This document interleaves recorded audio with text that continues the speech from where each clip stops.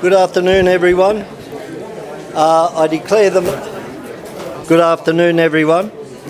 I declare the meeting open. Please stay seated. I'll ask the General Manager to read out the terms and conditions in relation to this meeting as it's being live streamed. So I'll hand over to the General Manager. Thank you, Mr. Mayor. This meeting is recorded and live streamed for public viewing via the internet in accordance with Council's Code of Meeting Practice, with the recording stored and made available to the public for later viewing. The recording is subject to copyright. Members of the public attending or speaking at this meeting will be recorded and publicly broadcast. By attending this meeting, you voluntarily consent to your attendance and participation being recorded. Any part of the meeting that is held in closed session will not be live streamed. Council requests that everyone present is respectful and uses appropriate language.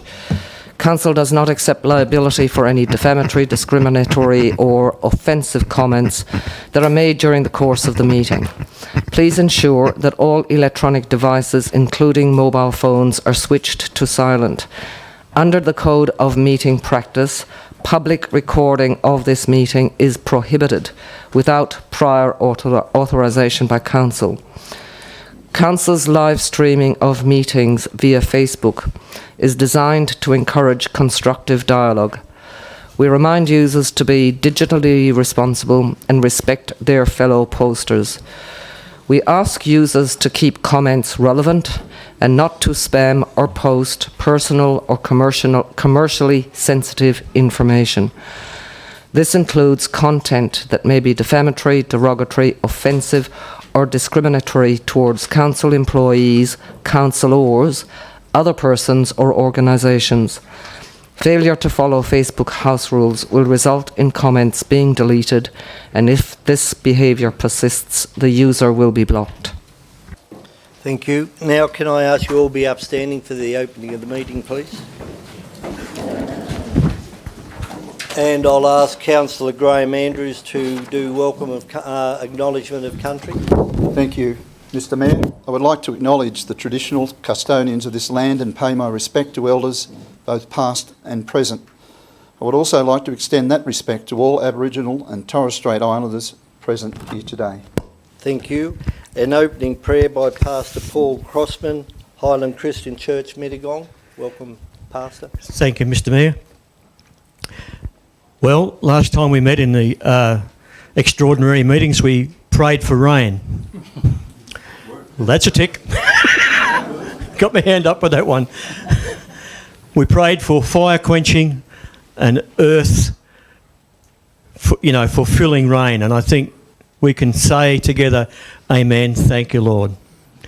What a wonderful blessing it's been. So we continue to ask you, Lord, to continue to rain across our district, fill our dams, fill our water catchment, and we ask you to continue to pour out your blessing like that across our district.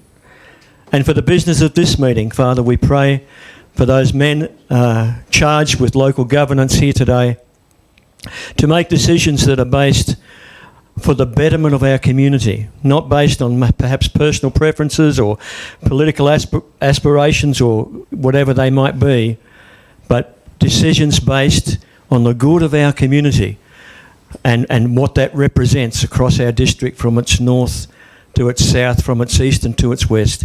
We ask your richest blessing of wisdom upon these men and ask you to continue to pour out your hand on them in Jesus' name. And everyone said, amen. Amen. Thank you very much, Pastor.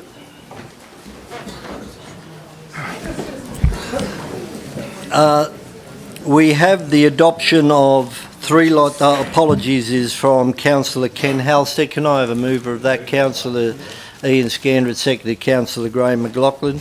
All in favour? Against? Carried. Now we have 3 lots of minutes to deal with. The ordinary meeting on the 11th of December. This is for the correctness of them. Move Councillor Whipper, seconded Councillor Markward. Any discussion on the correctness? Then I put that. All in favour? Against? Carried. No, Councillor Andrews. Sorry. We now move on to the extraordinary meeting on the 26th of January. Someone, Councillor, move the correctness, Councillor Turlin, seconded Councillor McLaughlin. Put it. The correctness? Correctness is fine. Yep, fine. All right, put it. All in favour? Aye. Again? 29th. 29th, you're right, 29th. So that's what we've just done. Moving on, no business arising from an extraordinary meeting. Okay, thank you. Is that better? Okay. We now move on to Thursday, February the 6th. Just before we move forward, can you confirm that there's no business arising from the minutes? No business arising Why? from minutes. Under the Code of Meeting Practice? No, the code Yes, yes, Councillor, and that was one of the mandatory requirements that came through from the Office of Local Government. there's no business arising since the 1st of July last year. So if I wanted to ask something No, you can't. before the motion was put, you wouldn't have taken it No, either. So So it's only about correctness. the Code of Meeting Practice, Yeah, as just for adopted by those Council in the chamber. last on the 1st of July Yes, I of know. last year, But, Mr Mayor, for those in the excludes now chamber, the business arising. for those in the chamber, what you've just confirmed is that we can't raise any matters that were in those minutes other than the correctness. That's correct. So we move on to Thursday, the 6th of February. Somebody like to move the correct? Councillor McLaughlin, second Councillor Whipper. Any discussion? Put it. All in favour? Against? Carried. Sorry, what would Now- the discussion be if there was no way to correct anything? Councillor... No, sorry. You say any discussion. Okay, I'd like to discuss something. No, well, you can't. Well, Sorry. they can't. You can correct the minutes if they're incorrect. That's what we're putting, the correctness of the minutes. And no, none was put. Now, I believe that declarations of interest and from councillors, Councillor Turley. Yes, I've got, it's 11.6, it's granting of an easement. It's a pecuniary interest because my family and myself have owned that bit of land for nearly 50 years. And it relates to council building a wall 1.4 metres high, which stops the water running through the property. No, so your Creek. declaration of I'm interest making is it that clear land. that everybody understands why it's there. Council built a wall in front of my property, Okay, my thank mother's you. property. So you'll be leaving the chamber? I will be. Okay. And I know Mr Pepping has a declaration. Thank you, Mr Mayor. My declaration of interest is in relation to item 9.2, development application 20/0546. It's for the erection of buildings and carrying out of works for seniors housing at 2 Orchard Street, Colovale. And my interest is I have relatives in close proximity to the proposed development, and I'll leave the chamber when it's discussed. Thank you. Any other declarations of interest? Councillor Turley? Thank you. Now I know there's going to be requests for a suspension of standing orders. Before that is done though, I'd like to present the mayoral minute, and that is in relation to the 2020 Australia Day recipients who have served this community for a long and dedicated time, and as such have been recognised and were given an OAM on Australia Day. So congratulations to everyone. I know we have one lady in the audience, and if there is, in the gallery I should say, if there is any other recipients, and I'll read them, Mr Anthony Abrams, AM, Mr Ken Adams, OAM, Ms Nolene Brown, OAM, Mrs Marie Byrne, OAM, Ms Karen Hones, OAM, Ms Rhonda Langford, OAM, Dr Mark Trednick, OAM, and Mr Chris Webb, OAM. Anybody there who is recipient, please here? Would you please stand?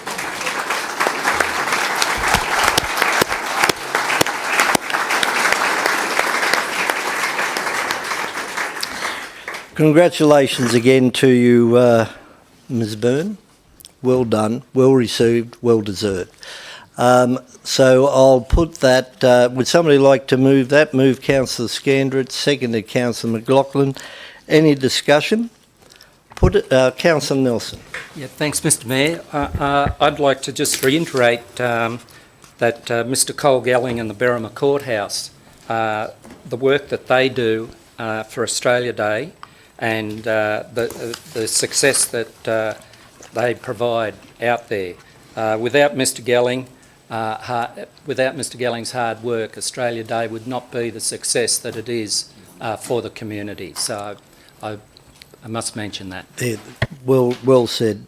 And the other two that I should have, well, there's a few I should have acknowledged. That was Mr. Sid Jeffrey, who was nominated as and received the our Local Citizen of the Year award.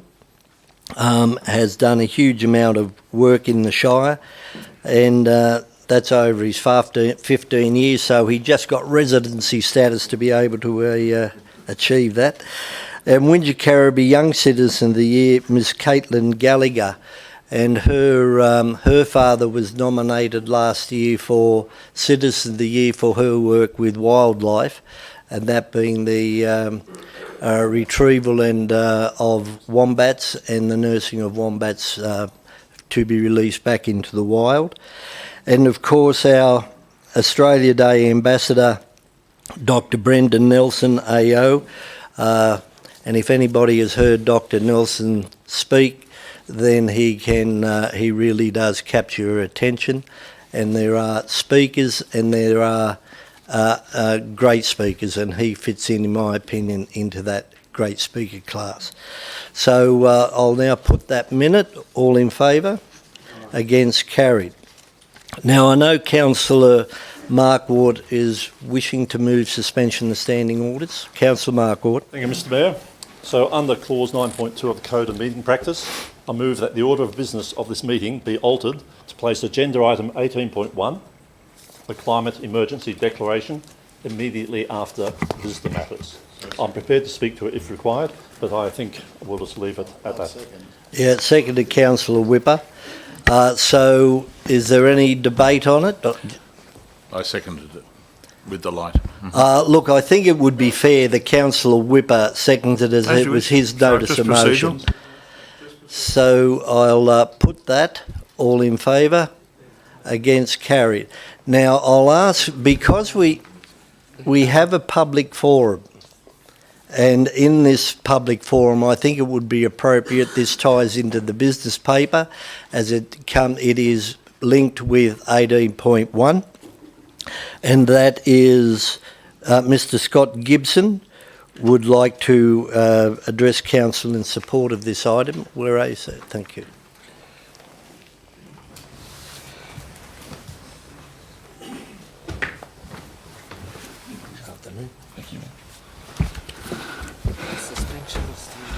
Today, I would not like to speak from the perspective that the motion to declare a climate emergency could be denied. For if there was that level of irrationality in this council for that to happen, the dynamic between the people and the Shire Council would lift to a different level. Today, I want to place some hope and belief in the elected officials we have gathered here, despite them having twice denied the motion. Today, I want to cling to the hope and belief that within each of you here, there is the intelligence, awareness, growth, and an evolving individual that has a love and concern for not only their fellow citizens, but for life upon this planet itself. Today is a juncture in time, and I want to believe that you care for yourselves, for your families, and for your children, as we all care for ourselves, our families, and our children. I want to believe that the understanding of the climate emergency we are facing and the impact it has upon us this summer far outweighs any self-interest, greed, or corruption that may be within this room. For this is a moment in history. This is your opportunity, as it is our opportunity, to stand up and engage with the reality we are facing, while we still have a chance to form a beautiful and thriving future. There is no doubt about climate change and its impacts. The science is settled. The unprecedented fires and floods we have seen are the results of 1 degree warming. We are locked into 1.5 degrees and headed for 2 degrees as we speak. So knowing these realities, today is a day we tell the truth. Today is a day that we collectively grow up and become adults and admit to ourselves and to our community, yes, we are living in a climate emergency, and yes, we do have to act. And from this declaration, beautiful things can come. For from today's declaration, there will be established a panel of experts and a citizen assembly that will work with council and help guide you to transition our local community. And it is this transition which can rebuild our lives, our reputations, and the Shire, so that we have a future for the mums and dads and children.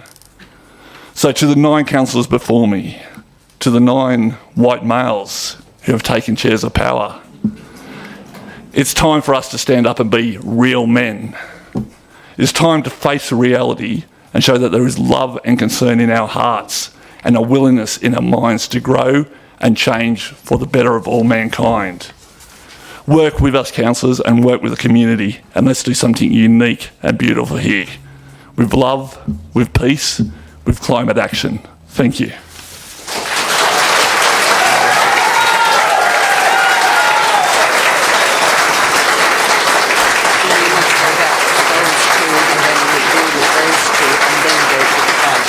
I've got to do with all those first. That's what I understood from Gordon. It was after the visitor items. Okay.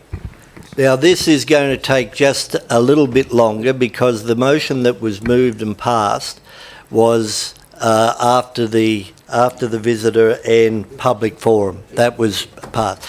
So we have to address 2 more public forums and then 2 visitor items. So it will take a little bit of time, but the business of council is the agenda, and these people who are wanting to speak are in relation to agenda items.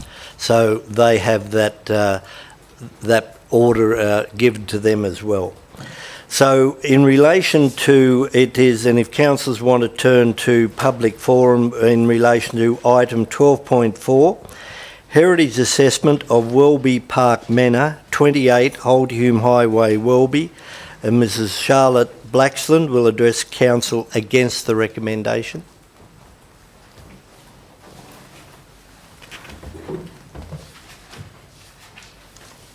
Thank you.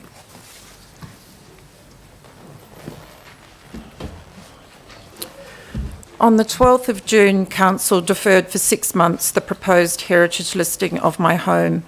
On the 24th of June, I met with a heritage consultant recommended by Council. I employed her to prepare a heritage report to submit to Council before the 6 months lapsed. On the 3rd of December, I emailed her asking for the report. She replied she needed to do another site visit. As the 6-month period was about to lapse, I emailed Council to ask for an extension of time. Michael Park responded and advised any formal extension would need to occur via council resolution. Regardless, he stated I had until mid-January to provide council with any additional heritage information. On the 23rd of December, the heritage consultant advised she no longer wished to act on my behalf. I became aware she also acts for council and felt betrayed. The end of the year was nigh, and together with the impact of the bushfires, it was not possible for me to provide council with a heritage report by mid-January. However, I have done my own research. Laura Cole owned the property for the longest period of time, purchasing it from Byra Hadley in 1932 and keeping it until 1960. I met with 2 of Miss Cole's relatives who provided me with photographs and a visitor's book. No one from council has spoken with Cole's relatives. It is Cole's understanding that the house was not built by Byra Hadley, but rather extended and renovated by Hadley. There is much evidence to support the fact there were dwellings prior to 1920. The interior of my home has an eccentric floor plan, suggesting many add-ons over different eras. A prestigious architect would surely not have designed a house with so much confusion. The residence is a conglomeration of many different styles, challenging the council's view that the home is a rare example of arts and crafts style. No member of council has been inside the home, and the people responsible for council's heritage report have never even been on site, calling into question the validity of the report.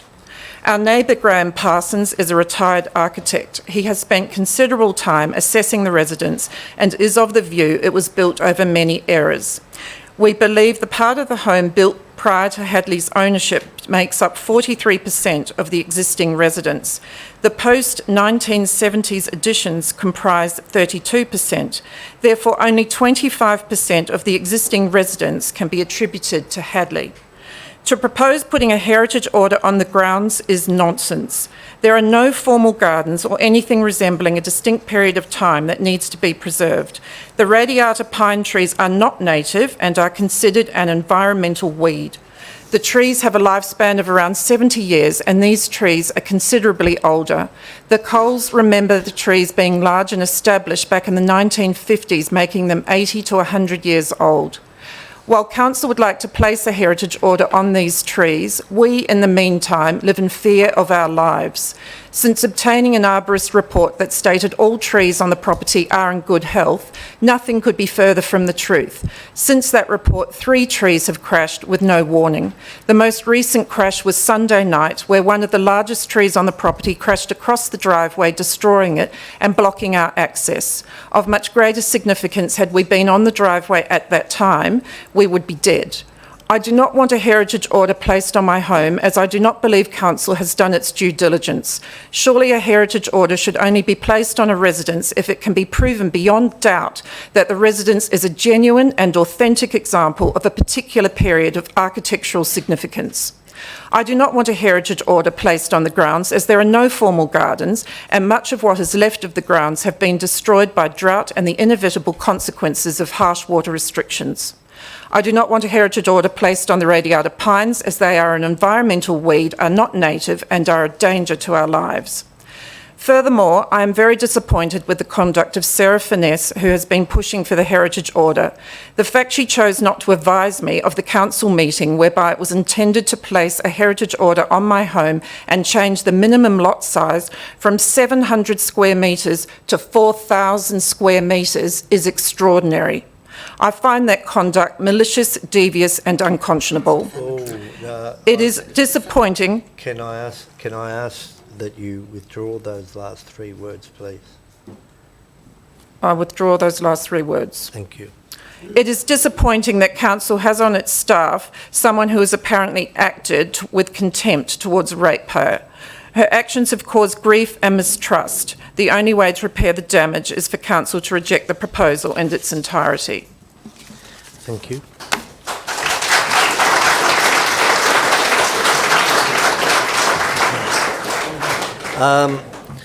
We have capital replacement of Wingecarribee Animal Shelter, and Ms Deborah Barnes will address council in support of this item.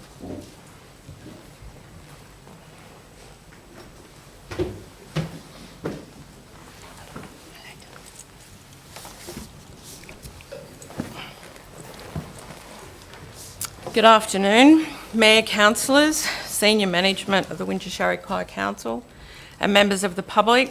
I thank you for the opportunity to speak today, and I would like to begin by acknowledging the traditional owners of the land on which we meet today, and I would also like to pay my respect to Elders past and present. Thank you, Council, for putting forward such a comprehensive report regarding the capital replacement report of the Wingecarribee Animal Shelter. This report covers in detail the history and current circumstances of the shelter. It provides options for consideration, as well as recommended ways forward for the future of this shelter. The Friends of the Wingecarribee Animal Shelter, FOAS, have reviewed and considered in detail this report and its recommendations. On behalf of the FOAS Committee and membership and our supporting community, I formally record FOAS's support of option 1 of this report, being Council providing principal support for the capital replacement of the animal shelter facility. The Council adopt the high-level principles as contained within the report for the purposes of identifying a potential suitable site for a facility location and associated infrastructure. The Council allocate $50,000 from the 2019-2020 financial year budget as seed funding for the purposes of preparation of conceptual plans and drawings to inform budget, costing and to enable a funding strategy to be developed. Based on this recommendation, FOA supports Council's efforts to develop and provide a new shelter, and subject to and following Council commitment to progress with the build of this shelter, FOA will financially assist in this build. As per my briefing to councillors and senior management of Wingecarribee Shire Council on the 24th of July 2019, FOA's financial assistance will include the following. 1. Funding of the future cattery and quarantine building and fit out with specific purpose-built condos for this facility. 2. Assist in the cost of build and fit out of future dog runs and dog washing facility. 3. Assist in the cost of build and fit out of future animal exercise yards and training facilities. And 4. Assist in the fit out of the future laundry equipment. Further, FOAS commits to continued donation and supply of all food and dog, cat accessories and provide funds for elective surgeries. In addition, FOAS will also fund the behaviourist dog trainer and continue to undertake sponsorship programs and fundraising throughout our community and beyond. To support this commitment by FOAS, when Council dedicates to and commences the build of the new shelter, FOAS will double down on fundraising to assist in the new shelter build on the above lines. The current pending application of FOAS for GGR taxation status will further facilitate this funding effort by enabling FOAS to provide tax-deductible status to private and corporate donations to be contributed to the build and fit out of the new shelter. FOAS acknowledges that due to the events of this summer, Council is faced with unforeseen expenses to rectify the damages brought by the recent bushfires and, of course, now the floods. However, FOAS also reminds Council that this process for identification and a build of a new shelter has been underway since 2008. We have now reached a crisis point with the current shelter that needs urgent rectification, and anyone who has visited recently will be able to see that as well. As per our commitment above, FOAS will assist Council significantly in the build and the fit out of the new shelter, and as such, we urge that Council and community move forward together to complete the new shelter build. Accordingly, FOAS advocates that councillors accept and approve the recommended option 1 of the capital replacement of the Wingecarribee Animal Shelter. Further, FOAS requests the following. Council recommends that a locations report, the new animal shelter, be completed, brought back to Council and tabled in a subsequent Council meeting in 1 month thereof, the end of March 2020. Once the location is approved, Council recommend for conceptual drawings to be completed within a further 1 month period, i.e. end of April 2020, and to be brought back to Council within this time frame. And just going off note from my speech, I personally have been a volunteer originally with the Pound and Barrel and then a volunteer on and off in various capacities at the shelter.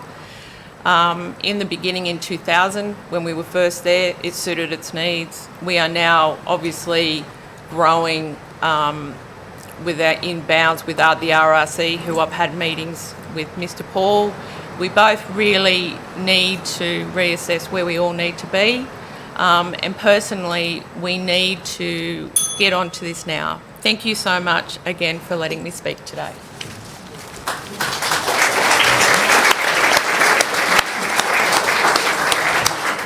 Mr Mayor, just a question, if I may, in relation to one of the staff, all the staff. The 3 items that we've just heard of, they're at public forum. They're all on the business paper. They could have been visitor items and we could have asked questions. No. They were listed as and requested as for public forum. Maybe the proponents who actually spoke tonight didn't realise they could have gone to visit item because it's in the business paper, and then we could have asked questions in relation to the last 3 issues. Point, but it's public forum, so that's a point. I advised wrongly because I think we all had a question to ask each 3 applicants. Thank you. GM? No. Okay, look, we've got 2 visitor items in relation to a subdivision which we are looking at tonight, 21 Ferguson Crescent.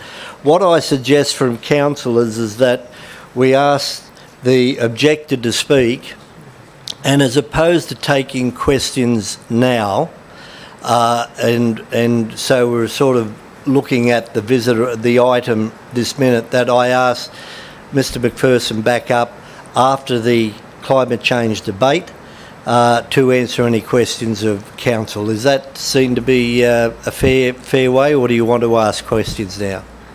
Okay, then we'll do it that way. Mr Doug McPherson, who wishes to speak against the development of 9-1 development application in Ferguson Crescent.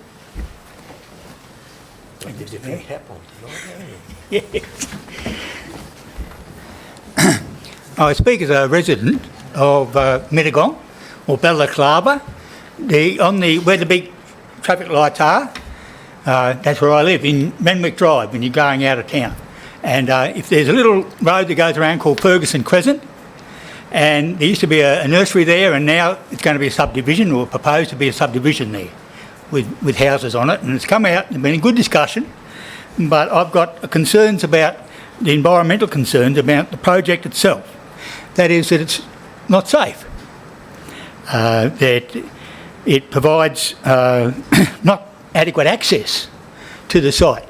Now, for those who know the site, you can come in off Renwick Drive, you can go down a little roundabout called Crane Street, and then you go back, and then you go left into Ferguson, and then it's going to be before that little bridge.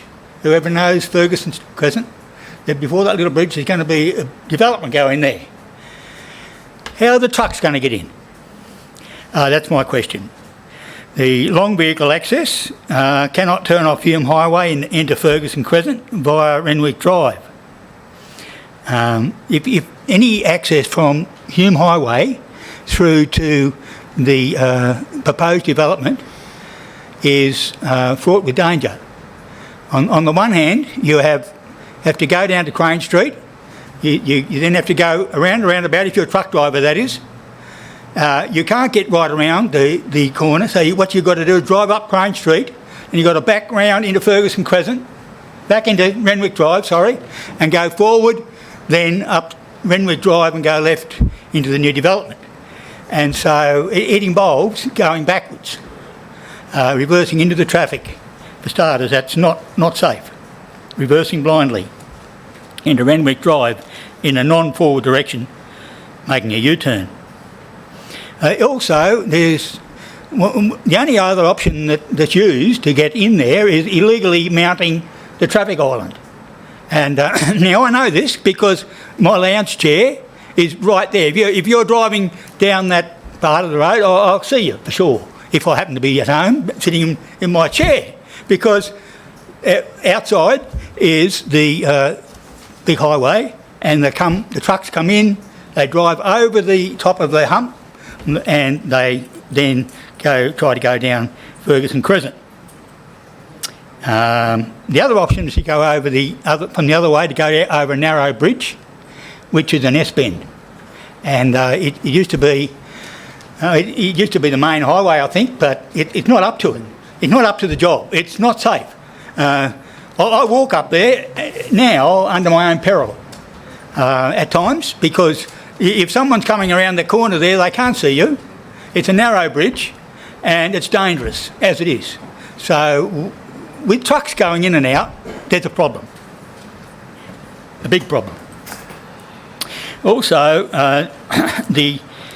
anyone that wants to come off the site of the proposed development, 21 Ferguson Crescent, won't really have much better chance of getting off than they had in getting on, because if they come out to get onto the Hume Highway to go right, they have to go across Renwick Drive into the right-hand lane across the traffic, where there's only a right-hand turn lane only, and no right-hand turn in the left-hand lane, and so traffic is already backed up there during peak hours. Anyone who's driven through there knows it.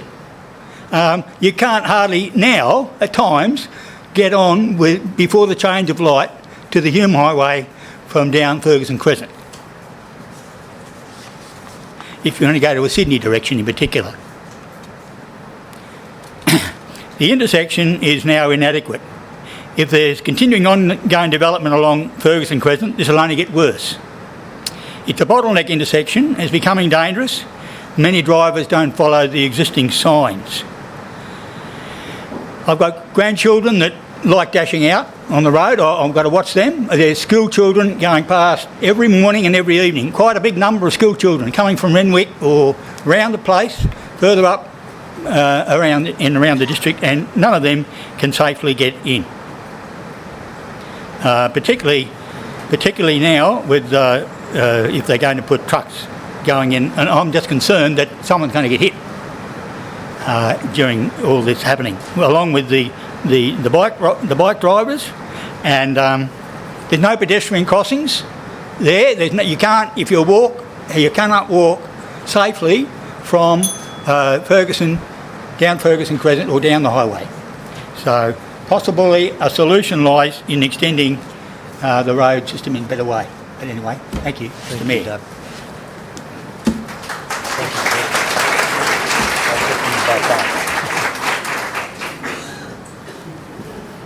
So as I say, I'll ask Mr McPherson to come back up so he can take questions from councillors. The next item, this is the last item, there's two speakers. 9.2, development application in relation to erection of buildings and carrying out of works for the purposes of senior living, 2 Orchard Street, Cola Vale, and Mr Carl Bashan will speak against the development.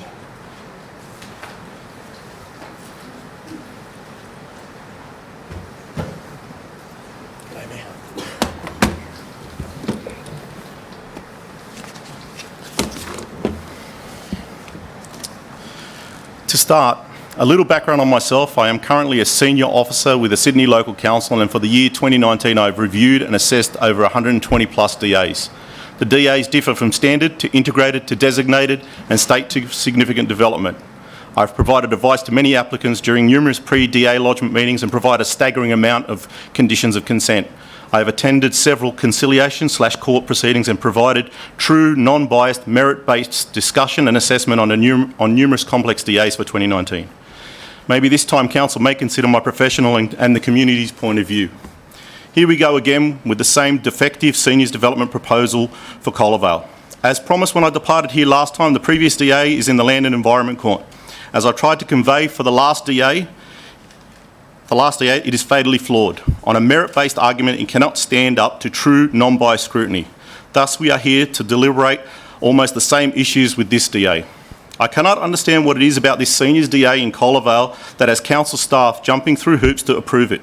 But council staff, in their eagerness to support this DA, amended the DCP last year to try and include the SEP to add weight to the approval argument and couldn't even get that right. As of Monday, the 10th of February 2020, which is just this Monday that passed, the seniors amendment policy was listed as draft on Council's website. Therefore, how was it used for the assessment of this DA? It can't. Furthermore, last time Council staff attempted to bury DA 190837 in the Christmas period. This time Council failed again by severely reducing the number of notifiable people and did not even notify the same people as the last DA. It is very concerning that Council staff who should be providing an open and non-biased assessment of a development of this magnitude did not warrant notification of at least the same people as the last DA.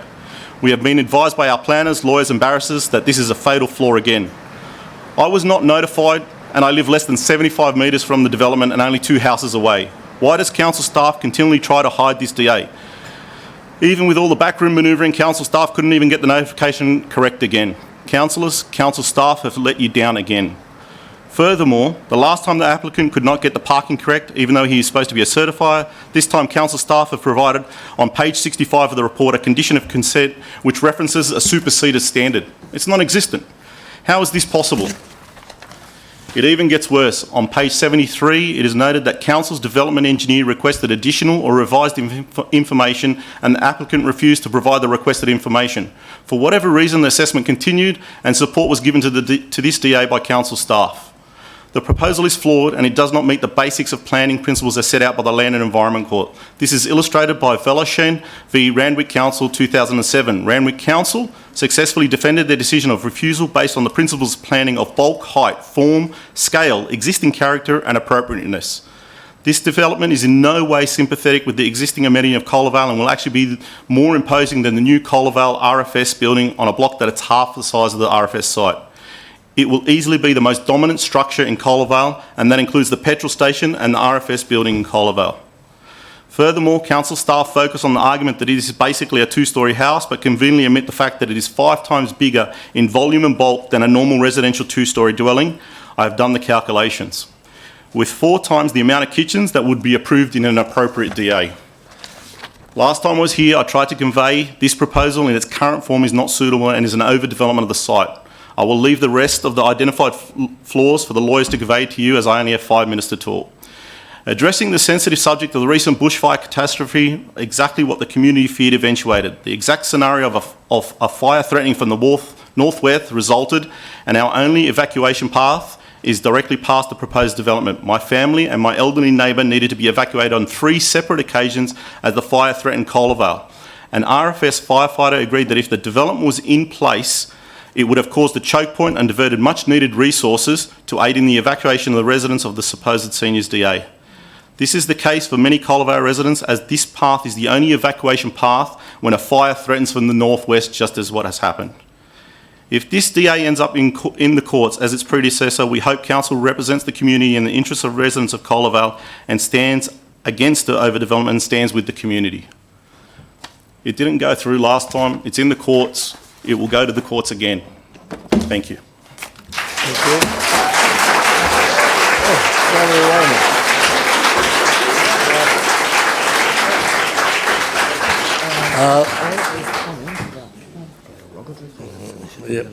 Mr. Joshua Graham will speak in support of the development, and I will say that when you do address council, would you please, out of respect, the staff have done a job in their mind professionally. To denigrate them publicly is not in the best interests of anyone. Excuse me, Mayor, I didn't denigrate anyone. I just pointed out a fact. The condition of Think- consent was placed with a superseded standard. That is not denigrating anyone. No, I didn't necessarily say you said.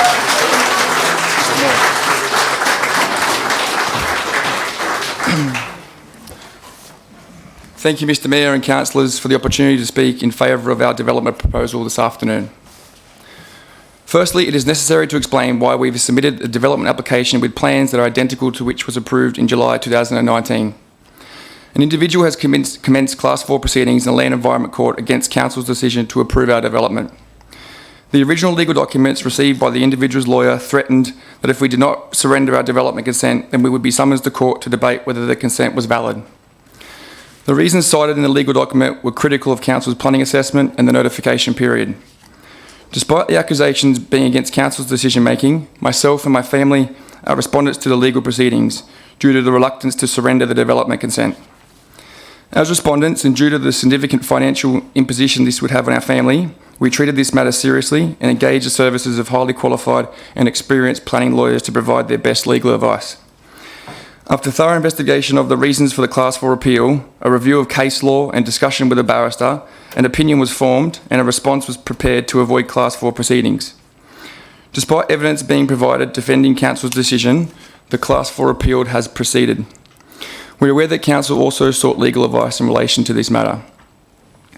The advice received from our lawyer was that there were no errors made by Council in their assessment of the application, and subsequently, there are no concerns held with respect to Council's planning review. In terms of notification, it is difficult to comprehend that any member of the community were unaware of this DA, and more so for the person that commenced the Class 4 appeal. Despite the application being notified during an inconvenient time in Christmas, the Council were accepting submissions well beyond the usual deadline, and the actual DA wasn't approved until July, 6 months later. Irrespective of the dates of when the application was notified, the community were not denied an opportunity to be involved either. A newspaper article proves that a community meeting was held with 2 councillors in attendance. An open Facebook page was kept the local community up to date with progress of the application and how to be involved. Our legal advice is that whilst not free from doubt with respect to dates of notification of the development, it is highly unlikely given the circumstances of the application that the development consent would be deemed invalid. A possible outcome of proceedings might be to re-notify, and after notification period expired, should any additional matters be raised of contention, that Council could either stand with their decision to approve or change their decision. This being a possibility, it was decided that instead we would submit a new application with the sole purpose of providing the community the opportunity to once again review the plans and for council staff to review the plans also. Concurrence has been obtained again with the experts, council staff and external authorities such as Water New South Wales and Rural Fire Service. Interestingly, a review of the consensus undertaken in 2016 by the Australian Bureau of Statistics indicates that 34% of the people that reside in Cola Vale are over 55 years of age. Not only is this development suitable for over 55s, we engaged the services of a livable housing assessor to review our plans, and they have certified our design as platinum level, which is the highest level of accessible compliance and suitable for people with the highest level of physical needs. What this means is that people can age in their place. This type and style of independent living does not currently exist in Cola Vale.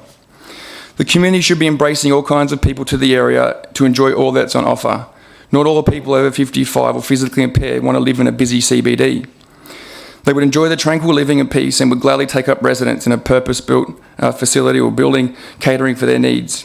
This development will not only benefit the occupants, the community will benefit by way of a new footpath which will connect the site to Wattle Street, and a developer contribution has been placed in the consent for future local infrastructure projects.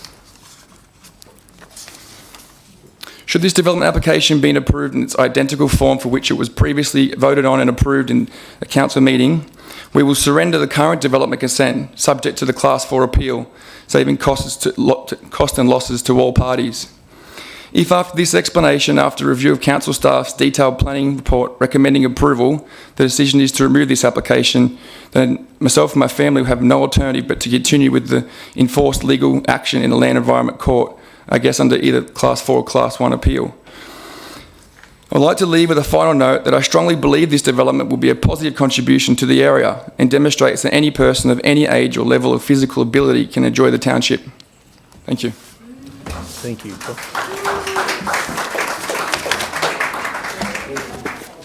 you.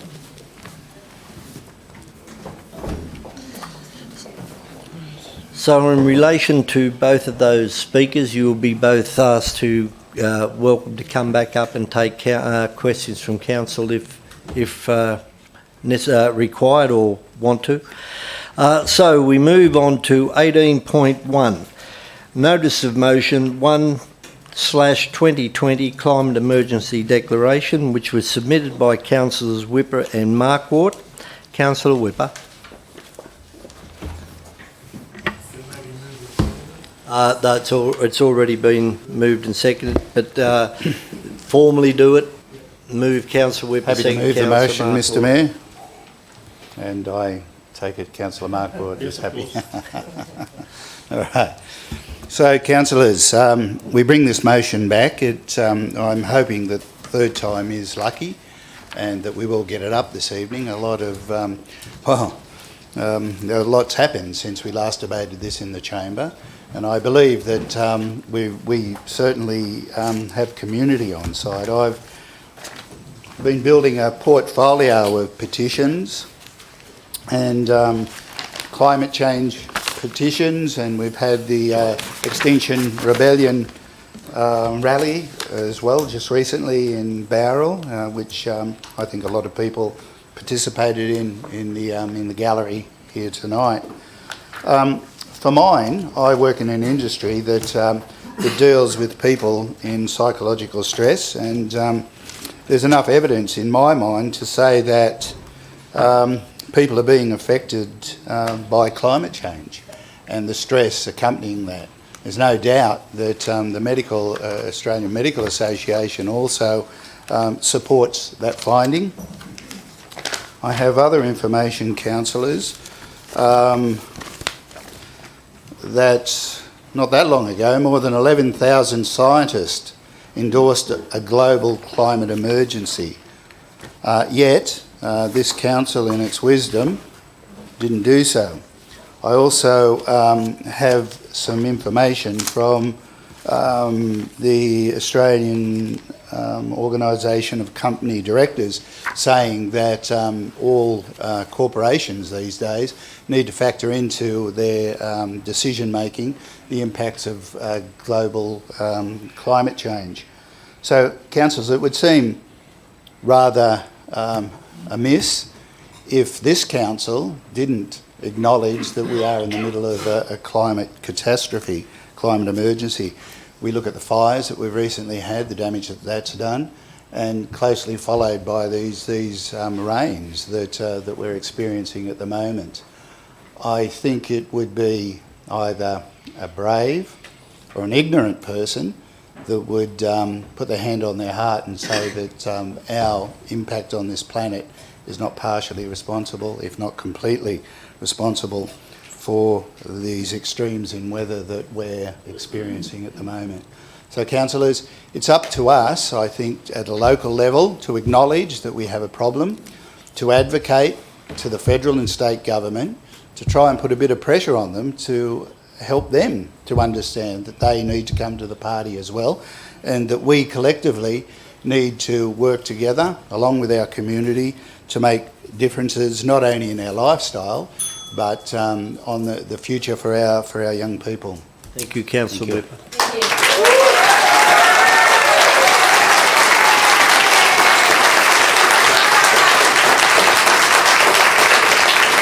Councillor Whipper.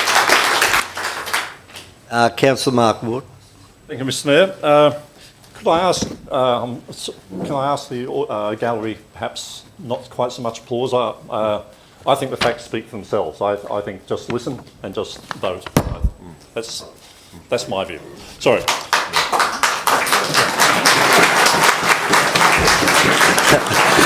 Well, I did try. You know, there are ways and ways to get applause, Councillor Mark Ward.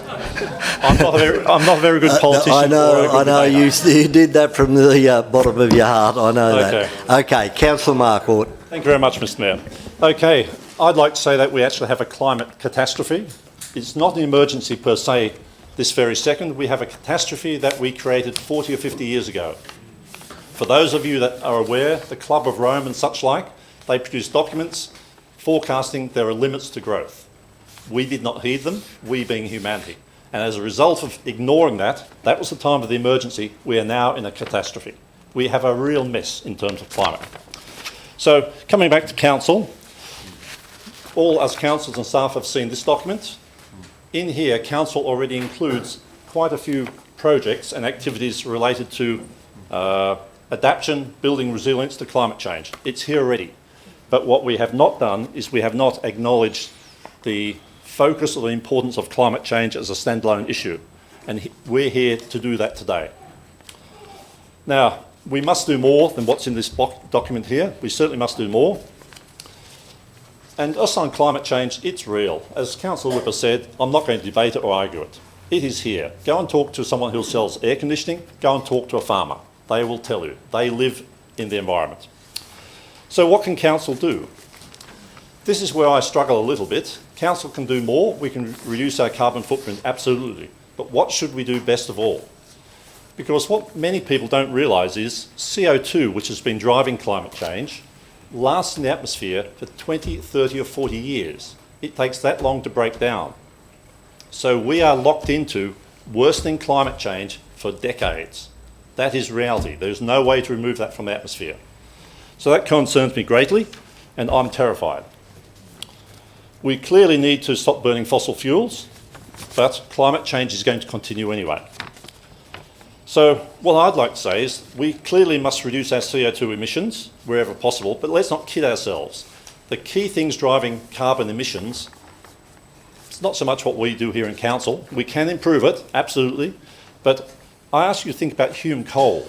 The Hume coal mine will produce 200 million tonnes of CO2 during its lifetime. Compared to that, council is a fart in the wind. Am I allowed to say that? No, you're not, but you did. Oh, I'm sorry. I'm just trying to put things into perspective. It is the state and federal government that must drive this from the top. We will do what we can do, and we must lobby them as far as we can, as hard as we can. But 200 million tonnes of CO2 from just down the road. We're this big in comparison.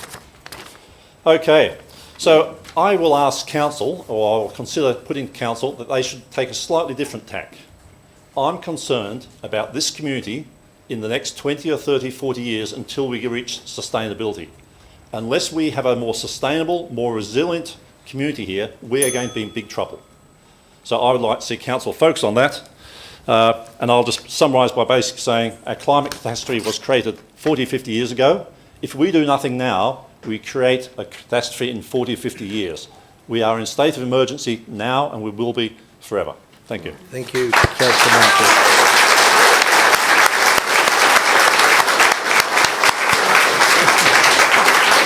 Councillor Turley.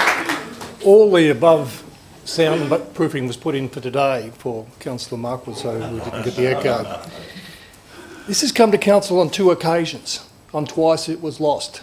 Remember the people who voted against it twice before. It's only here, and it will be supported tonight, because we've had disastrous fires through the state, if not around the world, and now potentially floods all over the place in the cyclones. Remember, the people who voted against it the last 2 times said we didn't have an emergency until the fires hit us, and they came through big time. So that's one thing we need to make sure you remember who voted against it the last 2 times, because they were hypocrites. They couldn't see the issue coming forward until it burnt them on the butt, and 70 people lost their homes. Unforgivable. My granddaughter took out of school. She was 6 years old, and she went to the one in Sydney, and she marched as a 6-year-old. And it was hard work for that young kid. But this is the legacy our group has left for our grandchildren and our children. We have been responsible for leaving a mess that they have to live with. That is unacceptable Councillor today. Turley, through to the chair, well, please. okay. It is unacceptable. It is unacceptable that we have left this for our grandchildren and their grandchildren and so on. So this emergency, this is not the first time it's been here. And I would bet to you, if we didn't have the fires here in the last month, it would probably get knocked back again by the same group that knocked it back last time. So thank you, audience, for being here tonight. It's very important, and it was important the last 2 times we brought it up as well.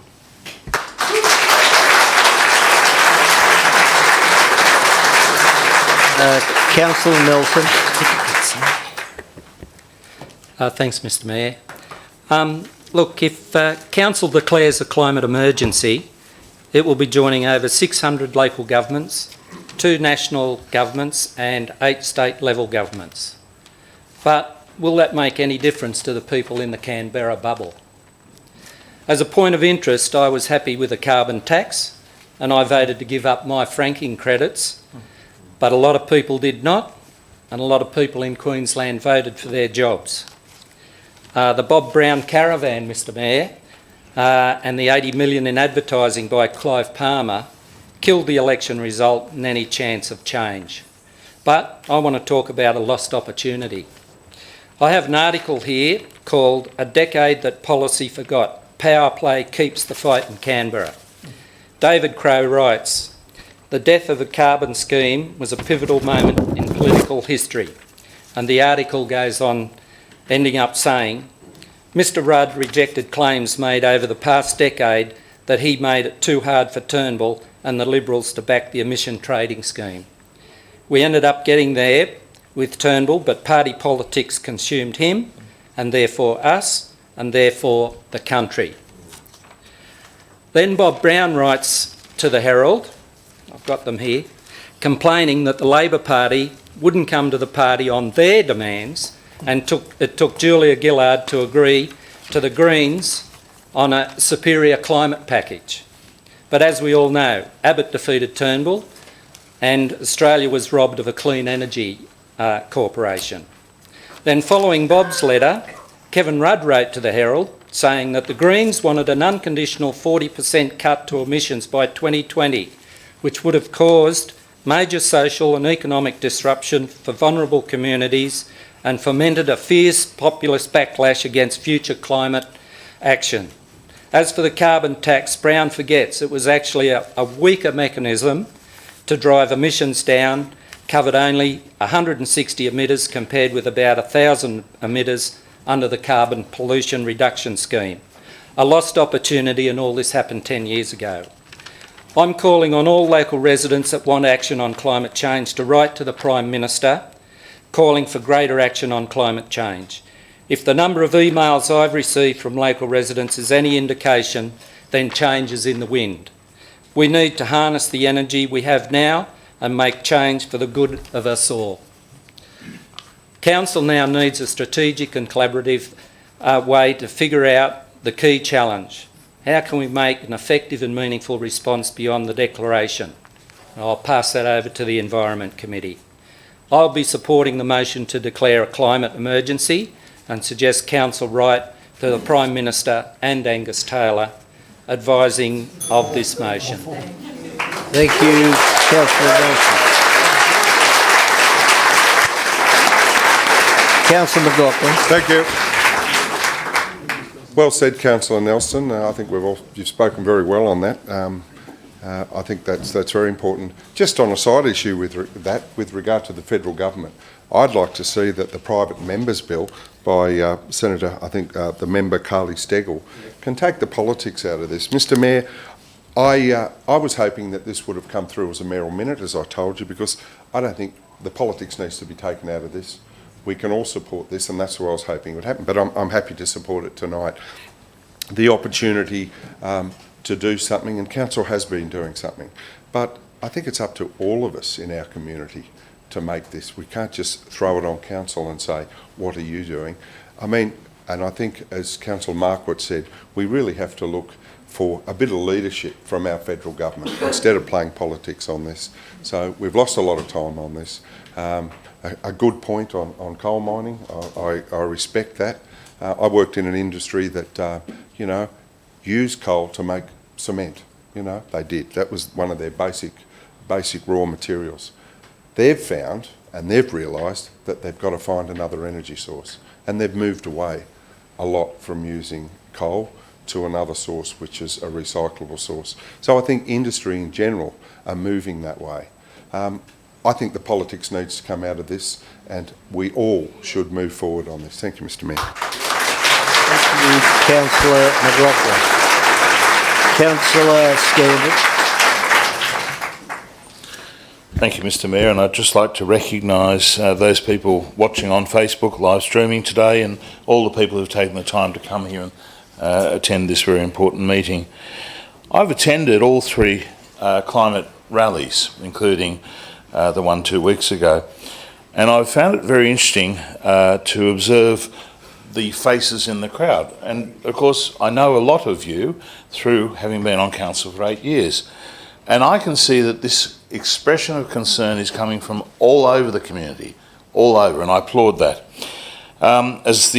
As a farmer, the only farmer on council, I've certainly felt the impost of recent events, and we were packed up twice.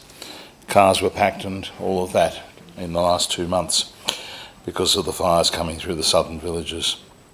So, yes, it is time to leave politics aside. Yes, it is time to move forward on this and to get a collaborative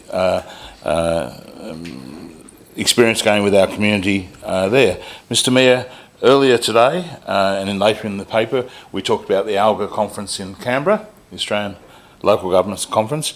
I applaud to you the fact that this matter must be the principal motion we take there later this year. So, I'll be supporting the resolution today. I'll be looking for the detail. When we come forward, once it starts going through the collaborative process, I'll be looking for the detail. Not only the big things, but the little things we can do. And Madam GM, I look at you and I say, when we've got this fleet out the back of vehicles, just the smallest thing, why don't we have in that fleet electric vehicles just simply for intertown transport? Just little things. And yours might be coming up for change soon, I don't know. But anyway, that's a challenge for us to look at our fleet. And I'm not saying electric utes or anything else. So I'm talking about just travel between the towns and things that work logically and economically. Sometimes it has to be at a cost. You've got to wear it on your sleeve. Thank you.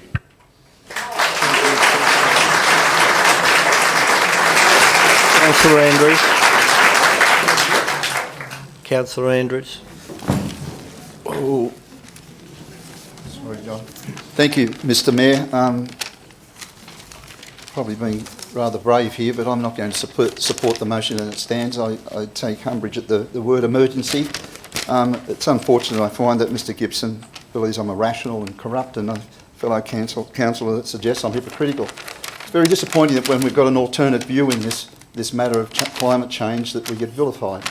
So that does sadden me, but I do absolutely acknowledge we've got a problem with CO2 emissions, 100%, and we need to deal with it, and I believe we are. This council here is doing everything they can do.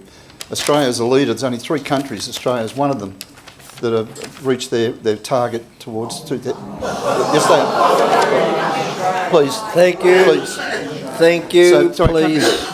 making an attempt. I had received a letter last night from a lady, well, not necessarily urging me, but, I'll say urging me to support this motion. Part of that letter, or the majority of that letter, was referring to her deep concern about the mental state or the psychological state of our children. Now, I acknowledge that. I haven't given as much thought as I should have. Councillor Wimper mentioned, and that deeply concerns me. I've had many things here that I was going to present tonight, but I can see where this is what's already gone. With the likes of Tim Flannery and Al Gore, these predictions of people that you people look up to have been way out of kilter. They've gone quiet now because they've been wrong right back to 2007. Thank you. No interruption with supporters, so I ask the same. Definition of emergency is, this is where I'm coming from. I'll ignore all that because I'm going nowhere with it. A definition is a dangerous or serious situation such as an accident that happens suddenly. An emergency, this is out of the dictionary, requires immediate action. What will be our immediate action? Nothing's been mentioned about it here tonight. I believe it's symbolic. There's definitely a consensus on the temperature rise from NASA. It was accurate and always accurate from 1910 to 2019. The average global temperature has risen by 1.2 degrees. Both sides of the argument agree with that. I acknowledge that if this continues for 300 years, we have got a problem, a real problem. But it's not an emergency right now. Thank you. Thank you. Thank you. Before Councillor Whipper has his right of reply, Councillor Turlden made the comment that people change their opinions, and people do change their opinions. Nobody, when you were 25 years old, would have thought you would be here, that there would be such thing as climate change. Somewhere along the line, you acknowledged within yourself there is climate change, as I have. And where that came to me loud and clear was when I went to Antarctica a couple of years ago. And it is obvious then to me that we were in climate change. From there, and Councillor Turlden is right, the bushfires that have devastated us have been monumental, and they have never been recorded like that in Australian history, as far as we as the settlers would know. And where does this going? Because I received that same email, and that lady, and she knows who I'm talking about, was concerned with the psychological things or psychological effects that these bushfires are having on people and in relation to climate change and emergency. And I was probably looking for something that I could relate to, because if there's been one thing that has concerned me is the psychological damage or problems that people may be experiencing from the bushfires. Now, it may be symbolic that I will vote for a climate emergency, but it is something that I feel that it will give recognition to the fact there is major concerns. And as I say, you transition in life and you will accept things at an older age than you wouldn't accept at a younger age.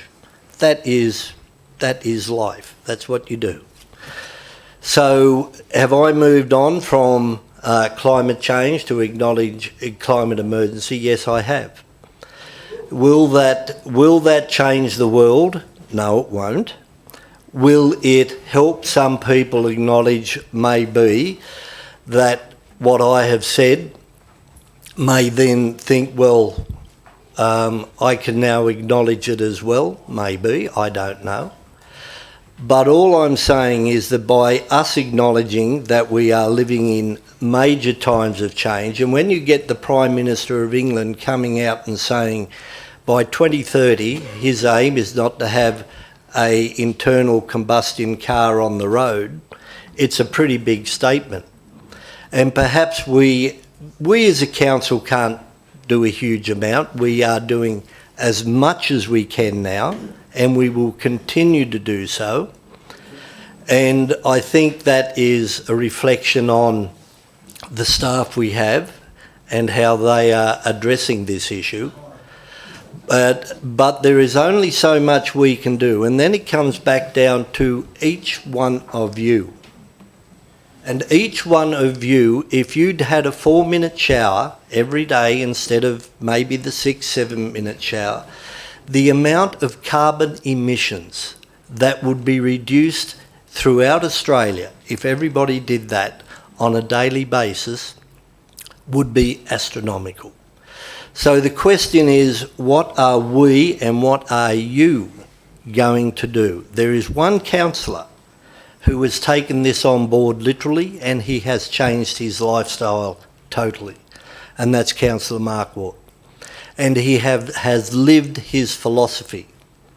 And if we are going to progress this philosophy, then we too have to make those sort of commitments. Councillor Whipper. Thank you, Mr Mayor. I'm just looking at the motion, and I hope Councillor Markwood would allow me to indulge and move the motion, given that this is the third time I've tried to do that. So maybe the minute taker. I'd like to have some success after 3 attempts.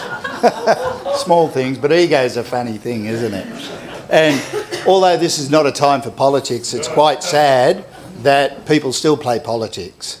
I mean, look at the track record, look at those people that have been there for the long haul, and many of us in this room have been talking about this, 40 years? I mean, plus. It's not something that's just sort of happened overnight. No epiphanies here. We've been there for the hard slog. We know what it is. I'm glad to see so many young people here as well, because for me, that's what it's all about.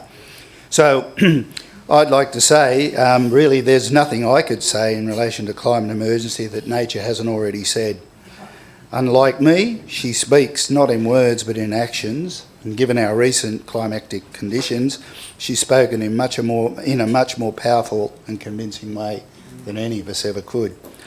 We can continue with our heads in the sand, or we can listen to her warnings and accept what we need to do now. Protect her future, protect our children's future, their children's future, their children's future and beyond them. Science, medicine, commerce are all starting to hear the alarm bells.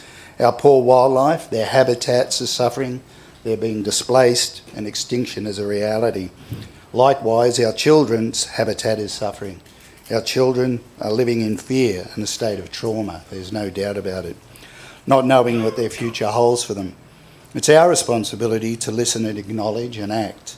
We are only a few links back on that chain of extinction, remember that? Only a few links back. In my opinion, the canaries have been screeching from the coal mines for far too long, and we choose to remain deaf. The time has come now to declare a climate emergency and work collectively with other levels of government to make a change. I mean, I acknowledge the land we're meeting on, the land of the Gundungurra people, and, maybe we should be just empathising a little bit more and respecting a little bit more this land that we walk on. I mean, it's very fragile. We feel so superior at times and so arrogant that I believe it's just untenable. We can't go on like that. We need to accept a little bit of humility and fight for our children. If there's nothing more worthwhile to fight for than that, why wouldn't we just have that battle? Fight ignorance and, work towards allowing our children to experience what we've experienced in our lifetime. I mean, in my lifetime, what I've seen disappear is criminal. Really. Why did we allow that? Why? Politics? gets in the road, commerce, greed. So councillors, I'm getting a sense there is support here, and I think the community would value that support as well. Thank you, Councillor Whitman.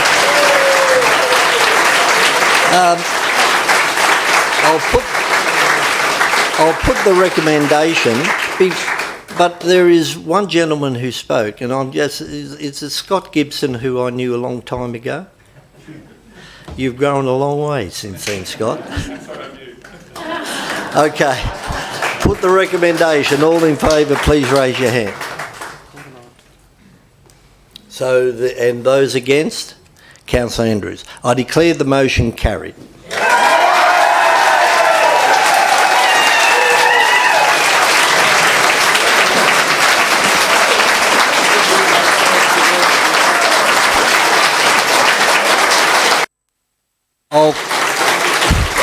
Thank you.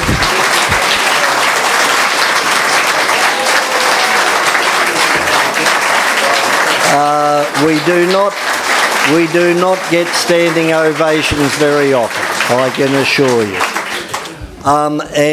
Look, Point of order, Mr. Mayor. No, there's no. Excuse me. I'll just say to the gallery, I'm going to call a 3-minute recess.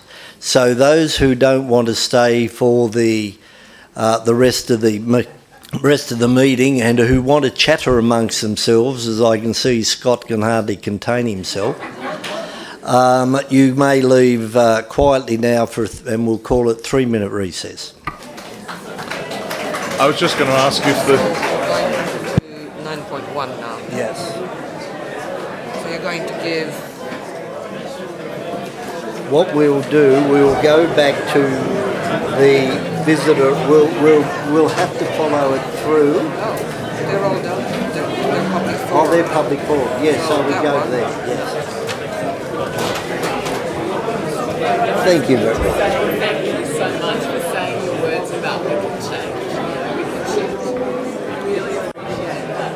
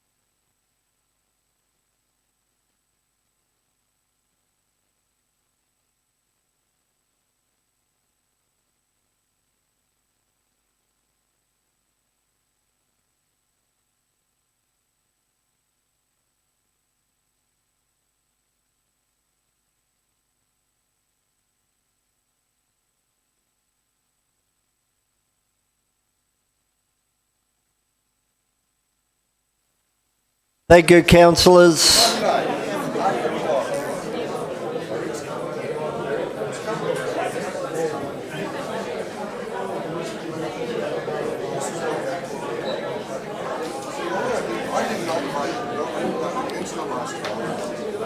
Thank you, councillors. Staff.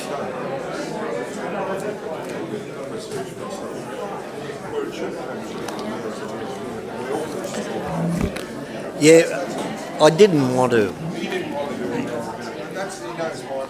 Yeah, yeah, but it couldn't have. Well, I wasn't going to take it away from Larry and. Yeah, that was it. That's what I said. I won't take it away from them.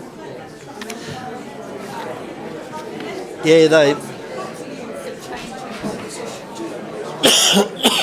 I just hope psychologically as well it does help people.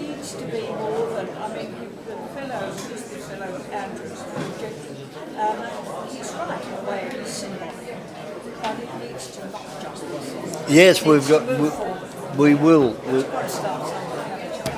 You got to start. You've got to take the first step.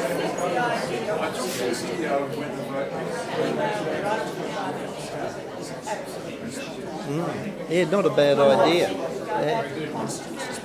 Yeah. I'm going to have to start this meeting. Okay, councillors, thank you. We move to first item on the agenda. It's development application, 31 lots, subdivision, 30 residential lots and 1 drainage easement allotment, 21 Ferguson Crescent, Mittagong. I think councillors would like we'll do an introduction, then we'll ask you to come up, then Mr McPherson. Through the Chair, the purpose of this report is to consider DA 190922, which seeks development consent for the purpose of a 31-lot subdivision at 21 Ferguson Crescent, Mittagong. The site is zoned R2 residential under the Wingecarribee Local Environment Plan and occupies an area of approximately 2.75 hectares over 9 existing parcels of land. The land also has a minimum lot size under the LEP of 700 square metres. The site is bounded by the Southern Rail Corridor, Ferguson Crescent, and also Highlander Street, Mittagong, and the site was formerly used as a commercial nursery. And there's a significant amount of mature vegetation which is scattered across the subject site. The current DA proposal seeks consent for the demolition of existing structures on the land, removal of all vegetation within the site boundary, excavation works and site preparation works, and also creation of 30 residential lots ranging in size from 700 square metres and also up to 1,000 square metres, and also 1 lot on site for detention consisting of an area of 530 square metres. The proposal was neighbour notified for a period of 28 days from the 6th of November to the 6th of December 2019, and a number of submissions were received during that period. Those submissions detailed concerns relating to trees, noise, privacy, unsafe roads, access, dust, and also heritage concerns, and also minimum lot sizes. Appropriate responses to those concerns have been detailed within the business paper report this evening, and they're reflected in the draft conditions of development consent proposed. Council staff assessed the proposal in accordance with section 4.15 and accordingly recommended approval subject to conditions. Okay, questions to Mr Wilton? Through you, Mr Mayor, to our staff. Mr Wilton, would you mind coming to the front, please? We can see you.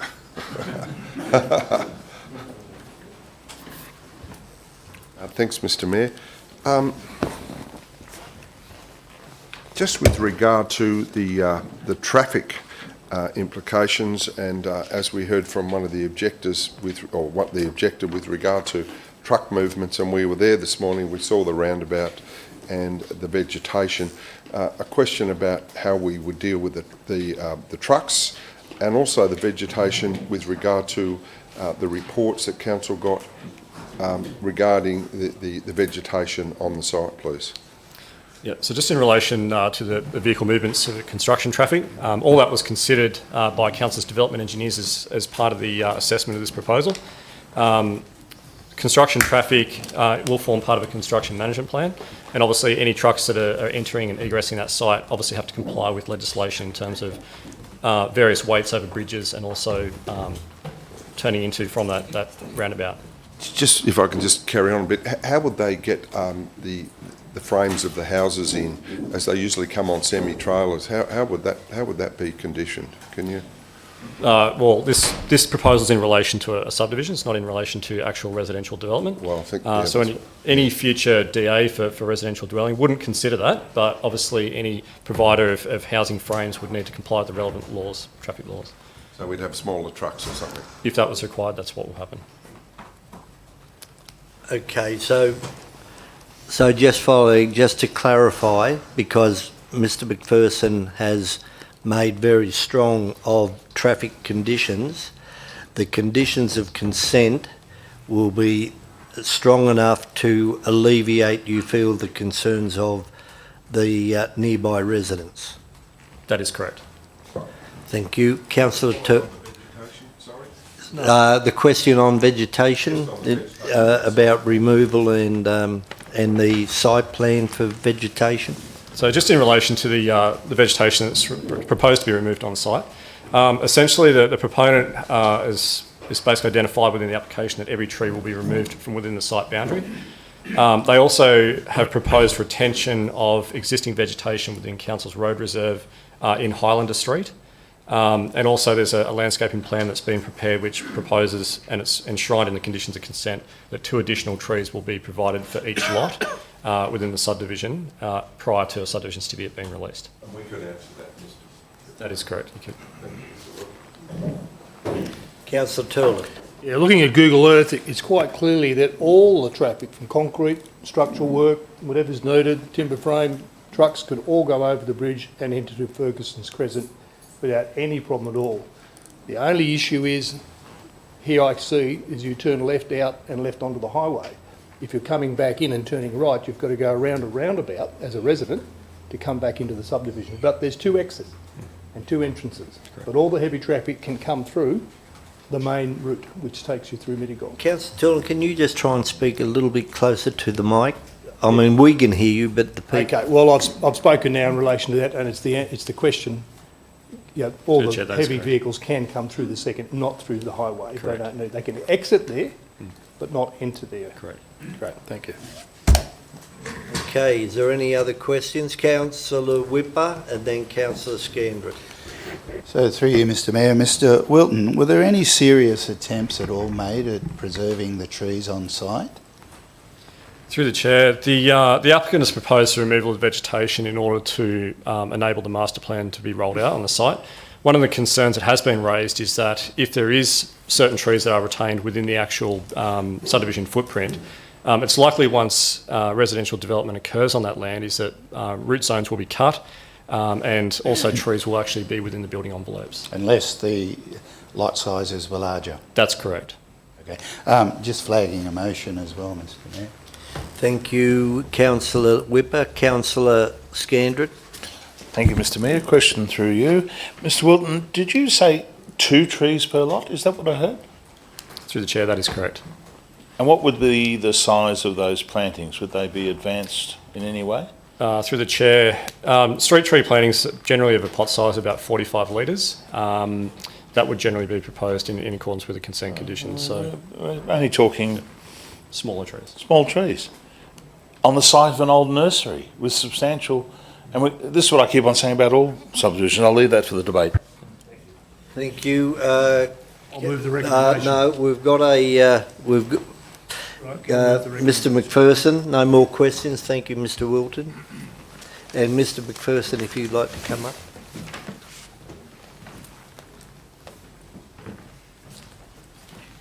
Thank you, Mr Mayor. Thank you. Now, are there any questions from councillors to Mr McPherson? Now, I know where Mr McPherson lives because he's raised traffic issues with me in relation to the traffic lights. I don't know if we got those resolved, but you might escape uninjured. Councillor Scandrett. Mr McPherson, do you think this development, the size of it, is appropriate there, the block sizes? I've heard you on the traffic. I'm quite comfortable with what you've said there. But on the actual development, the scale of the development, do you think we've planned it well? Sorry, the council's role. I think you could be seen as leading. No. What do you think? The question is, what do you think? You're asking me about whether it's appropriate to have sufficient small blocks like that in that area. I think it's too many blocks in the proposal. That there are too many blocks, but the biggest problem is the access, as I've pointed out, that even to get in there and to go, and the hazard on the people that live, for instance, in Highlander Street in particular, and in that little community, it's a little hub. There's a lot of things happening there, and it's a big lot of activity. And to put lots of small houses in there, where there's only the highway on the one side, and then on the other side there's the railway line. And so there's the highway, the Hume Highway, the railway line, and there's a narrow little block coming down to the railway bridge, and there's a bit of green there. That's true. A wonderful thing to have. And I planted some trees myself, some trees in my place, but that's not answering the question. I say basically we've got too much happening in that spot. Thank you. Question to Mr McPherson. Yeah, I would suggest, and maybe I'm wrong here, but there's not one block that's going to enter and exit off Highland Street. It'll all come off Ferguson Crescent. Have you been advised differently? Because I don't know. This is all I've got to work on. I'd imagine every block, none of them enter and exit off Highland Street. That's correct. Is that correct? Well, I can't read on this plan because there's just nothing there. Anyway, so you understand there's nothing, no traffic. True. There's no, as far as access goes, Yeah. but I'm talking about pedestrians, and I'm talking about people who live there in the community and who have children and grandchildren and can't drive and walk, and it's a hot spot. It's a hot spot, and it's one of the only little bits of country left in that little spot. You know, in the middle of Hume Highway, where the fumes are blowing, and the trucks are blowing, and the horns are blowing, and so on. And so I think it's time for us to see about that. But my basic concern is public risk to the community. Public risk. If someone gets hit, and I'm very surprised it hasn't happened. It will happen. I just hope it's not my grandchild, and I hope it's not someone in your family or someone in your community. He's going to be in your community, but I just hope that that doesn't happen, because it's a public risk matter. Thank you. Question? Yep. Look, it sounds, Mr Ferguson, if council could, through the traffic committee, have a look at maybe proposing a safe access. You said a crossing. I think today we call them safe because there is a bus stop there round the corner. There is footpaths. Question, councillor. Yeah. Would you be happy if council looked closely at putting in some sort of safe pedestrian crossing? Would that alleviate some of your Pedestrian concerns? refuge or something like that? Yeah. Would that Would alleviate to a certain degree. Right. It would certainly be something. So we might add that on. Could I respond sure. on that bus shelter? There is a bus shelter on the main highway, which is 3 buses. There's 3 buses pick up there during the day. That's all that happens. Just a thought, a practical idea. I don't know. What about taking Highlander Street and taking it to where the bus stop is now, and relocating the bus stop into Highlander Street in some kind of a roundabout system, and so on, and widening Ferguson Crescent, and widening the bridge so that people can go safely over it, and provide good footpaths. And that would go some way towards making it livable. All right. Thank you very much, Mr McPherson. Thank you. Thank you. Councillor Turland. I'll move the recommendation. Do you have a seconder? Oh, Councillor Whipper did flag that he had a motion. For the spirit of the meeting, I will follow that, and you'll be moving the The recommendation is an amendment. Yep. Councillor Whipper. I do believe that this may be put up on the screen for councillors to see. But if I have a seconder, I'd like to move, Mr Mayor. One, the council note the significant contribution of plantings on the site dating back to the 1930s and the historical connection between the original Ferguson nursery and John MacArthur and the Camden estate. The council defer consideration of this application due to concerns about the loss of a significant amount of established trees and the negative impacts that this loss will cause to the character and history of the area. Now, point 3, the council requests the developer to undertake a review of the current development proposal with an aim to increase lot sizes to preserve as much of the historical landscape as possible. If I have a seconder. Councillor Reid, I will if you'll consider a point 4, if I may, and that is that the traffic implications, particularly to construction and future pedestrian safety, be considered. Sure, yeah, absolutely. Okay, seconded Councillor Scandrett with that addition. You may speak to it. Thanks, Mr Mayor. Well, I was a little bit surprised. The history of this site, and it was a member of the public that brought it to my attention. I did hand some of these out. I'm not sure whether the council officers were even aware that the Ferguson's nursery was, Francis Ferguson was a Scottish immigrant who in 1848 became a tenant of John MacArthur at Camden Park. Now in 1930 they established this Ferguson's nursery in Mittagong and went about planting a substantial number of trees and adding to the to the environmental fabric of the area. And I think that itself is worthy of some consideration, Mr Mayor. And I was gobsmacked when I saw a recommendation saying that every tree on the site was going to be bowled over. I mean, is that good planning? I think not. I remember this application coming forward and they wanted to even reduce the lot sizes smaller than they've got now. I mean, it's pretty obvious what this is about, and I don't prescribe to that sort of planning at all. I think one of the things our community value, above and beyond everything else, is our landscape, our natural environment, our trees, our greenery. And as was said, this is like an island, a refuge between the railway line and the Hume Highway. I mean, it's a little island. The more people you put in there, the more isolated they are, the more contained they are in that little island of development. I mean, surely they need, some trees, some greenery. Surely they need an access point to get out if something happens. I travel there quite regularly to go to work, and I know already, just the bottleneck there, people coming out of Ferguson Crescent onto Renwick Drive to get onto the highway, it's ridiculous. Now we put more people we put in there, it only stands to reason. I'm not a mathematician. You don't have to be a rocket scientist to work out that the more people you put in there, the more congested that area is going to be.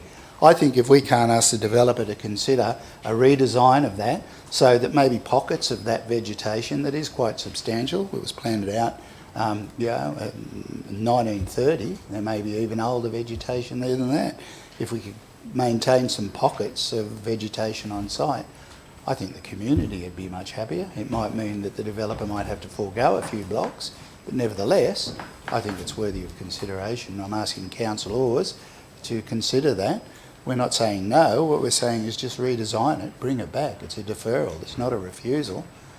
Let's get this right. It might be, like we said, this is probably the last little island of vegetation along the highway there.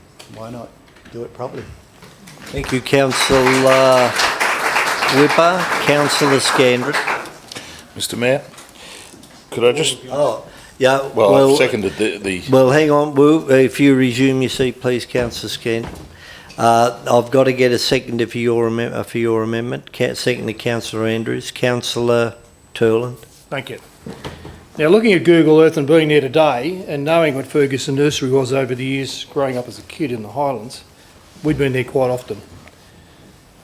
We talk about banning Alandiais, pine trees. most of these are pine trees. I can't see any oaks. I can see one deodar. We went there today. There's no other trees bar a few natives on Highlands Way. The rest are pine trees. Are deemed rubbish, a weed. So we're going to stop a development to pull down, not to pull down pine trees, of which he could go there tomorrow without the DA approval and pull the damn things down. Because he can, under the rules. I mean... Councillor Turlin. So we'll have to actually change these desks so actually we're facing you. You understand what I mean? This is crazy because I like him but I don't like him that much. Climate change I do. So my view is this has gone on long enough. They are landlords. Well, in one breath we say we want to take them out, don't want to plant them anywhere, and here we are, we got them, and he's not allowed to touch them. Thank Sorry. you. Thank so you. We've got... Yes, I know. I accept your point. Do I agree with it? No, I don't. And as for the traffic issues, as I've tried to explain, it's easy. The main route here will be the other road, Lewis and Crescent. If they want to go out, there's no entrance on Highland Way at all. It's all off Ferguson's Crescent. You turn left into it and you turn left out on the highway, which has stoplights. How good's that? Coming in, you've got stoplights. Going out, you've got stoplights. To me, we've got an issue here. We look at these properties here, and they're all very happy to live in a quarter-acre lot, but nobody else is allowed to. I mean, I look at the plan here. They're 1,000 square metres, 700 square metres, and only one lot at 530. Go out to Renwick and what you've got. What Renwick got? Owned by the government. Everywhere. This sits exactly what we need for affordable housing in Mittagong, not Renwick. I brought this argument up before, where Renwick, the government wanted to subdivide more lots smaller to make more money and called it affordable lots. People have to catch a bus there or drive. They can't walk. They can walk here. Councillor Turlin, well, it's hard when you've got the table facing this way. I know. Well, you can't address your colleagues over the table. You'll intimidate them. Good point. I think you also should fix these before they fall down. They're bowing. They look horrible. They're going to fall. So look, my view is we've got a problem. The developer tomorrow, if this is where it goes, and you get a refusal, and we go back to trying to negotiate between the staff, he can take us to court. He can do an 88.2 review, and we're back here again in a couple of weeks. And in between that period, I'd say go and knock down a dozen trees because he has every right to knock them down because they're damn pines. And where do we go? Back in the same circle, waste of public money. Before you go on and before you speak, Councillor Nelson, Councillor Turlin, there was comment made from the objector in relation to traffic movement coming into Ferguson Crescent. Would you, as part of your amendment, suggest that the suggestions in relation to traffic remediation be forwarded to the Traffic Committee? Yeah, no, that's good. No problem with that. Can I just, while you're there, while we're talking about adding something to it, I just want to show you a photo. No, I don't know who owns that bit of land there, which we could have a footpath straight up to the bus shelter. Right. Well, you can't do that at the moment, Councillor Turlin. You might do it in. You've spoken, so you might show it to Councillor Nelson to get him to use it. Councillor Nelson. Yeah, especially after his speech on climate change. There's my badge. Yes. Councillor Nelson. You'll hear more about that, don't worry. Anyway, look, I sort of had written down here that the application be deferred, so I was on the similar line to Councillor Whipper. But when I do look at these reports, I also try to evaluate the issues before us and the comments from the council staff. So I did note that in the comments that all trees proposed to be removed on site is indefensible and highly insensitive to the intrinsic values of the site. That's the issue. The staff comment, the subject site is not heritage listed, nor is it in a conservation area, has been placed to mitigate and protect protect trees within the site where possible, while not compromising the development. And then it says, as the councillor says, the sites are all 700 square metres. So I'm thinking that there is an opportunity for the applicant to talk with council staff and look at retaining trees, and possibly he might have to go to larger lot sizes as well. I know every development wants to maximise the site to get the best profit out of it, but I think with this particular site, the number of trees there's room to move. We did an on-site inspection there today, Mr Mayor, and we were looking to retain the trees surrounding. We're looking at hopefully they would look at the power lines, making them underground, so that more trees could come. So I think the feeling here is that the applicant talk with council staff on the basis that he increase the size of the lots and maybe see if there are any trees that he can retain. Thank you. Thank you, Councillor Nelson. Councillor Scandred. Mr Mayor, thank you. Well, of course, this is, in a way, a bit of a test of what we've been talking about today, because instead of clear felling the whole site, here we are talking about trying to retain some of the heritage, if you wish, of the site, and also, 2 trees this high per site, I've been on about this before, Mr Mayor, for new subdivisions, in my view, is pathetic. And we're not talking about curb trees here, we're talking about on the lot. One in the front yard, one in the back, and hope that like hell that it gets watered?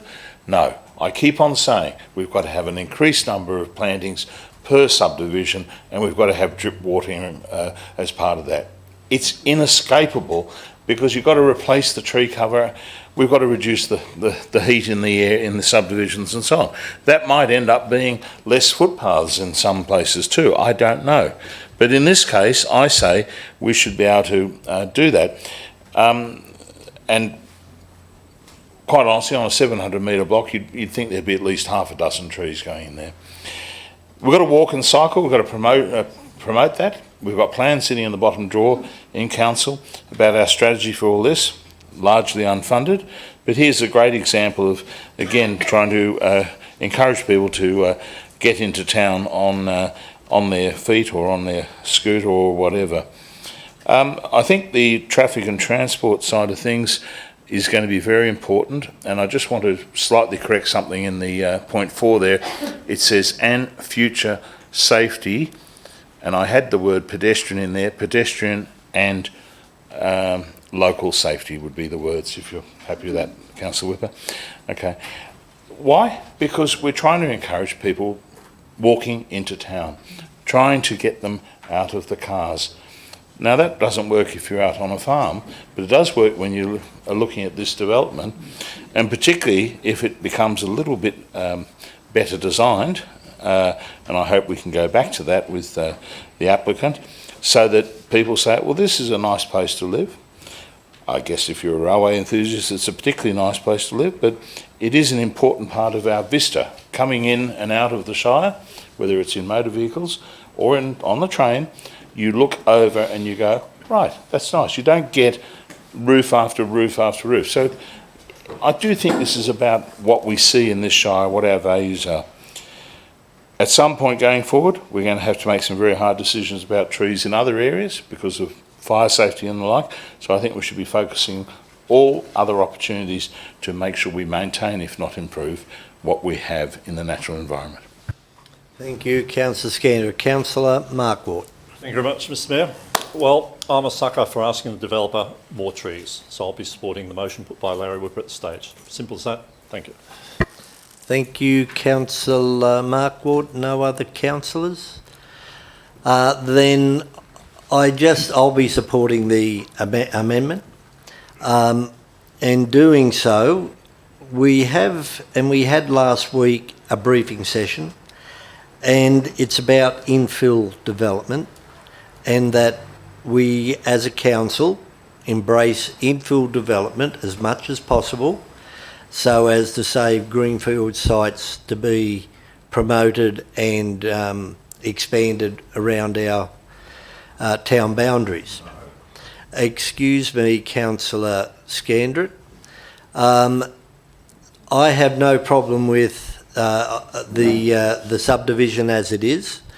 The retention of the trees running down the northern side of the development will be retained, and that will give a buffer between that and the residents, and I think that's very important. Looking at the trees, most of them are pines, and if you have a close look at them, most of them have been butchered in one way or the other over the years. And if it would probably be now more appropriate to put in, and I'll agree with you on this, Councillor Scandrett, that in some areas where larger advanced trees could be put in, then they be done so. But looking at the trees that are on the site now, they really have been hacked around because of the nursery. All the lower limbs and most of them have been removed to allow more light in. And I think the landscaping in the deferred commencement will alleviate that. The blocks are plenty big enough, 700 to 1,000 square metres. They're big blocks. To make them bigger also runs into a price bracket and the saleability of them and people to be able to afford them. So I'll be supporting that. I think I know where this will end up. But a lot of thought has gone into this development, and I can understand the reasoning. The traffic, the concerns about traffic that has been raised, I think, have to be taken into consideration during construction. Once it just becomes another a subdivision, the same as any other street in Mittagong. But it is during the construction phase that the major concern is. So, and of course there is a vacant block that hasn't had a house on it ever, and that is going to be a change of the local environment in that regard. Councillor Whipper. Thank you, Mr Mayor. And now it's going to have plenty of houses on it. So I don't prescribe to those arguments. I mean, when we can stand here and say 700 metre is a large block, I mean, I don't know what planet people have come from, but, you know, we'll get to a stage where we'll be boasting that a 250 square metre lot is a large lot. This is the way it happens, you know, it's that salami effect that we've been talking about for years. Everything changes. Affordable housing, well, the smaller those lots get, the more expensive they become because everything becomes smaller and more expensive. The argument, the affordability argument is a joke. We know that. The only true affordable housing is social housing managed by social housing providers. Otherwise, it's a market, you know, and you make it smaller, sell more, get more money out of it. That's commerce. There's nothing to do about society or community. That's just greed. Now, what we're asking here is to retain a few trees. I've got some information here that this fella Ferguson introduced camellias into Australia. He introduced and produced most of the early variety of roses in the colony, and some of those plants still flourish at Camden Park House and regarded as part of the heritage. Well, there's a good chance some of those may have been planted on this site here as well. I mean, I'm really surprised that this has just come to light for me, and I'm a little bit concerned that council wouldn't have known about this as well. Like I said, it's easy to knock things down and just start from square one. You know, where's the creativity? Where's the imagination? You know, where's the sense of place in that? You know, for a developer, you know, just cut it up into little lots, you know, and get as many little square lots out of a piece of land that you can with no concern about the environment. We're talking about climate emergency before. We're talking about habitats disappearing. Where are the animals going to live? You know, everything's concrete and tile. You know, we're saying retain a few significant trees. Now, if we can't have that conversation with the developer, let's just pack up and go home. I mean, we're going through a process at the moment where we're talking about local character statements. You know, we haven't even consulted with the community yet, have we? We don't know what that, well, we do know what they want. They don't want this type of development. We know that, but we haven't heard back from them. So we'll just approve it. Character statements mean nothing. They won't get a chance. It's always after the horse is bolted, we close the gate. I thought that local character statements would involve the community so that we could have a say and encourage community to tell us what they wanted. But here we go. No, making promises that we can never deliver. This is not a refusal, this is a deferral. If we can't defer it to have that conversation and bring it back, now we know what the outcome of this is going to be, but it may come back as a rescission anyway, Mr Mayor, because we've got one councillor away tonight, and I would hope that this discussion could be more meaningful that way. Thank you, Councillor Whipper. So I put the amendment first. All of those in favour of the amendment, please raise your hand. Councillors Turland, Andrews, McLaughlin and Gare. Those against? Councillors Nelson, Whipper, Markwart and Scandrett. Using the casting vote of the Mayor, I will go for the approval that has been granted by Council or suggested by Council staff and declare the motion carried. And the motion, yes, it's a pleading matter, so I'll ask for those hands to go around again. Those against, although those for the recommendation was Councillors Turland, Andrews, McLaughlin and Gare. Against was Scandrett, Nelson, Whipper and Markwart. And using the casting vote, it has been declared carried. Development application, erection of buildings and carrying of works for Orchard Street, Colivale. Now, I asked for Mr Graham and the objector. So the objector is still here? Yeah. Yep. Would you mind coming up to take the objector normally is the first one.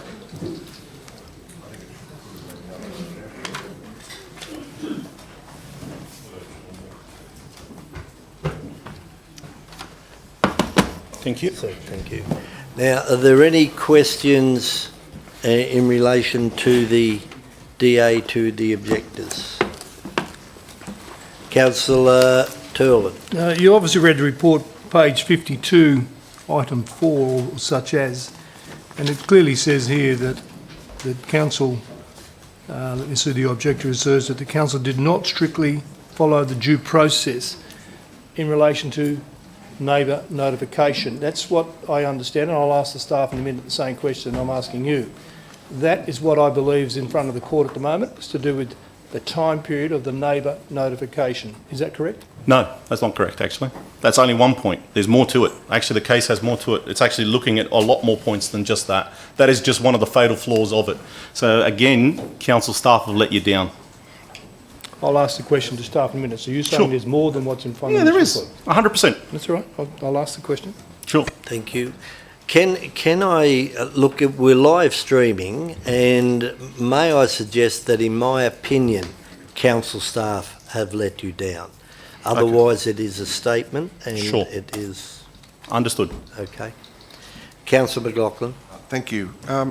With regard to my understanding, and you can probably put me right on this given your experience as a planner, with regard to allowance of seniors living and people with disabilities living in a village or wherever, the idea, my understanding, the state government put this in where there were services available. Exactly. For those people to have access to doctors, hospitals in nearby. I think this all hangs on basically a bus service. And what I'm asking is that bus service, how often do you know about the bus service? Yeah, actually I checked into the transport situation for this. So the bus service only operates Monday to Friday. Saturdays in the council business paper it says that there are 2 services that operate on a Saturday. That's not true, because if you catch the bus in the morning, you can only catch 1 bus back. So it doesn't operate properly on a Saturday, and then Sunday there is no operation.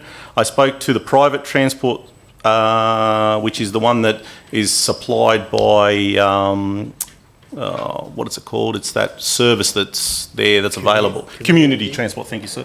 The community transport, and they need a day's notice. And on the weekends, I spoke to them directly, and they specifically said that getting a weekend service is almost impossible. The only other alternative would then be taxis. And like I said, in the last DA, we take our neighbour to the hospital because she can't afford the taxis. Now, I'm not saying that that's a situation, I'm not saying that that's a killer, but that's another point that's a nail in the coffin of this development. We're not even discussing... Thank you. I don't know whose time. Someone's time was up. Is it time for response is up. Councillor Nelson. Just like the query, because I'll ask the staff this. Sure. Did you read, and I preempted by saying that I actually went out to Cola Vale when the public meeting was out there. And one of the questions I need to ask is, did you read Council's current policy in relation to neighbour notification? Of course. So yes, I did read it. Yes, it does fail. Yes, it actually demonstrates that the way they notified this one actually demonstrates a lack of openness of local government. So while it does, there is a point in there that states that is at the discretion of the planner, right, that's assessing on who he notifies. And I find it very unusual that in open government that the planner did not notify the same people. It's very, very strange that a second DA comes in and you don't notify the exact same people. And, you know, the key speaker from last time doesn't get notified. I'm within 75 metres.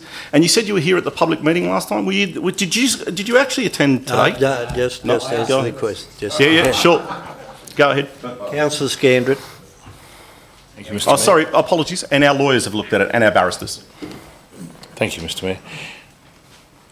Mr. Batson, bulk and scale, are you saying that you don't have a problem with this if it wasn't two-storey, 5 flats and all that, 5 kitchens and so on? 4. If it was 5 times, sorry. Yeah.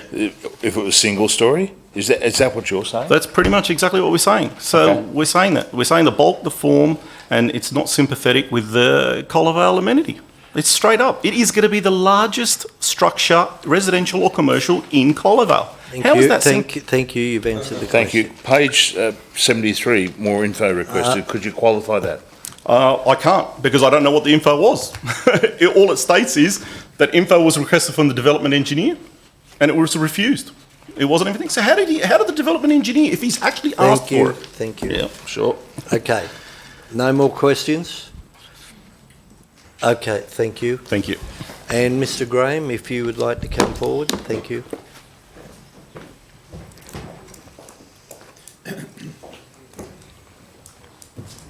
Thank you. Any questions to Mr. Graham?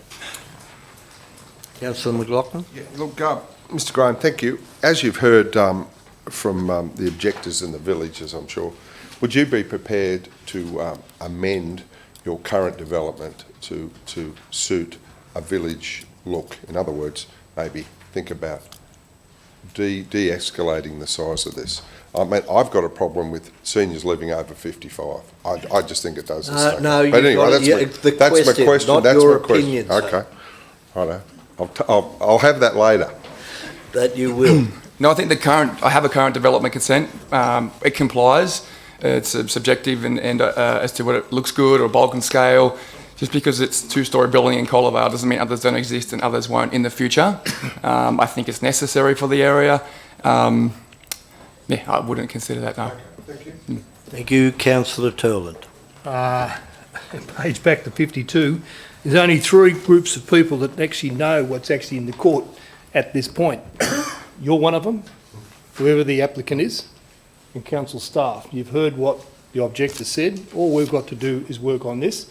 We've been told in our briefing session it relates to a timing issue of neighbour notification. We weren't told anything else. Is that's all that's in this court proceedings at this point? No, there's multiple reasons for the challenge. Yep. As far as we're concerned, from our barristers and our lawyers, the only one of contention is neighbour notification. Neighbour notification, which is written here on page 52. Strictly didn't comply with the timing. Thank you, Councillor Scandrett. Yes, thank you, Mr. Graham. Yes, of course, a question, Mr. Mayor. Mr. Graham, how do you explain your comment that it fits in with the landscape when it is a two-storey building with a sawtooth roof and it covers most of the frontage of the site? It fits within all the development controls. So when I lodged the original development application, the Wingecarribee Shire Council DCP didn't have a lot of guidance, which was difficult to navigate through. Nevertheless, we sort of used the set for guidance, which the state uses for this type of development. Just because there's a lack of it in the area doesn't mean, like I said, it's not suitable to the area. Sure. Yeah. But you didn't address neighbourhood character, did you? I think we did. Thank you. Okay, thank you. That was Councillor addressed, yeah. Scandrett, you ask one question. You know the rules. Any other No, question? sure. No. Staff, if we Thank can. you. Thank you very much. Not a problem. Thank you. Any questions from Mr. Wilton Yes, in relation if I to?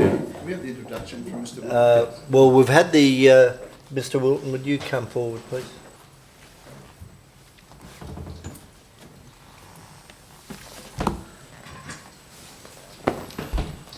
Introduction to it, please. Through the Chair, the purpose of this report is to consider DA 200546, which seeks development consent for the purpose of self-contained seniors living housing within a two-storey building and associated car parking at 2 Orchard Street, Colavale. Councillors be aware that the previous approval history associated with the land and that Council considered an identical application for seniors housing on the 10th of July 2019, resolving to approve the application subject to conditions of consent. Since that time, a third-party appeal was lodged with the New South Wales Land Environment Court on the 22nd November 2019 for the purpose of procedural matters against the earlier application relating to notification processes and also the assessment of the proposal against the senior housing set. Council's advice suggests that we have strong prospects of success in defending those proceedings in Class 4. However, to avoid the potential legal costs associated to all the parties, including the applicant, has decided to lodge a fresh application with Council seeking to provide certainty around matters that have been raised in the appeal.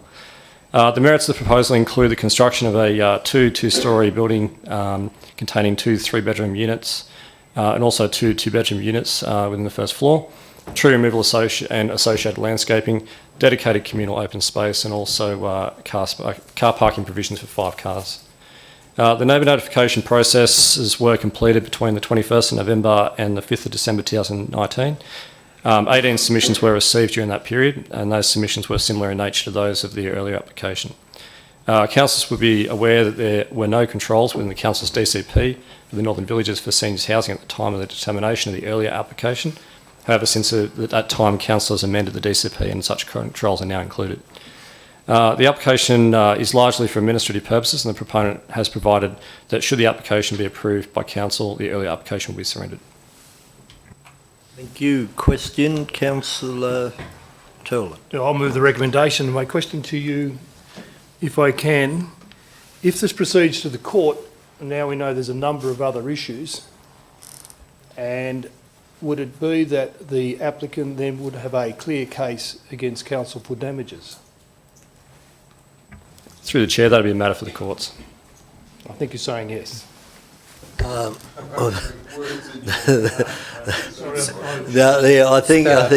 think there is an opinion. Thank you. My question Mr. Councillor is, Nelson. I'll just preempt it by saying that prior to the meeting at Colavale with the community, Council adopted a neighbour notification policy. Now, can you tell me, in relation to this application, who should be notified? Through the Chair, in relation to the notifications of development proposals policy, only the adjoining or adjacent neighbours are required to be notified in relation to this proposal. Now, if a section 8.2 came in relation to the previous approval, if for instance, say if it was refused, those people that were placed submissions into Council in relation to that DA would have been again notified. This is a fresh DA. We assess it in accordance with Council's adopted policy position, and that's the way we notify. Thank you. Councillor Scandrett. Mr. Wilton, we are working pretty hard in our planning to bring out neighbourhood character policies. How far away is that? Through the Chair, the character statements will be coming up to full Council on the 26th of the 2nd. 26th of this month. Thank you, Councillor Scandrett. You've asked your question. Small question?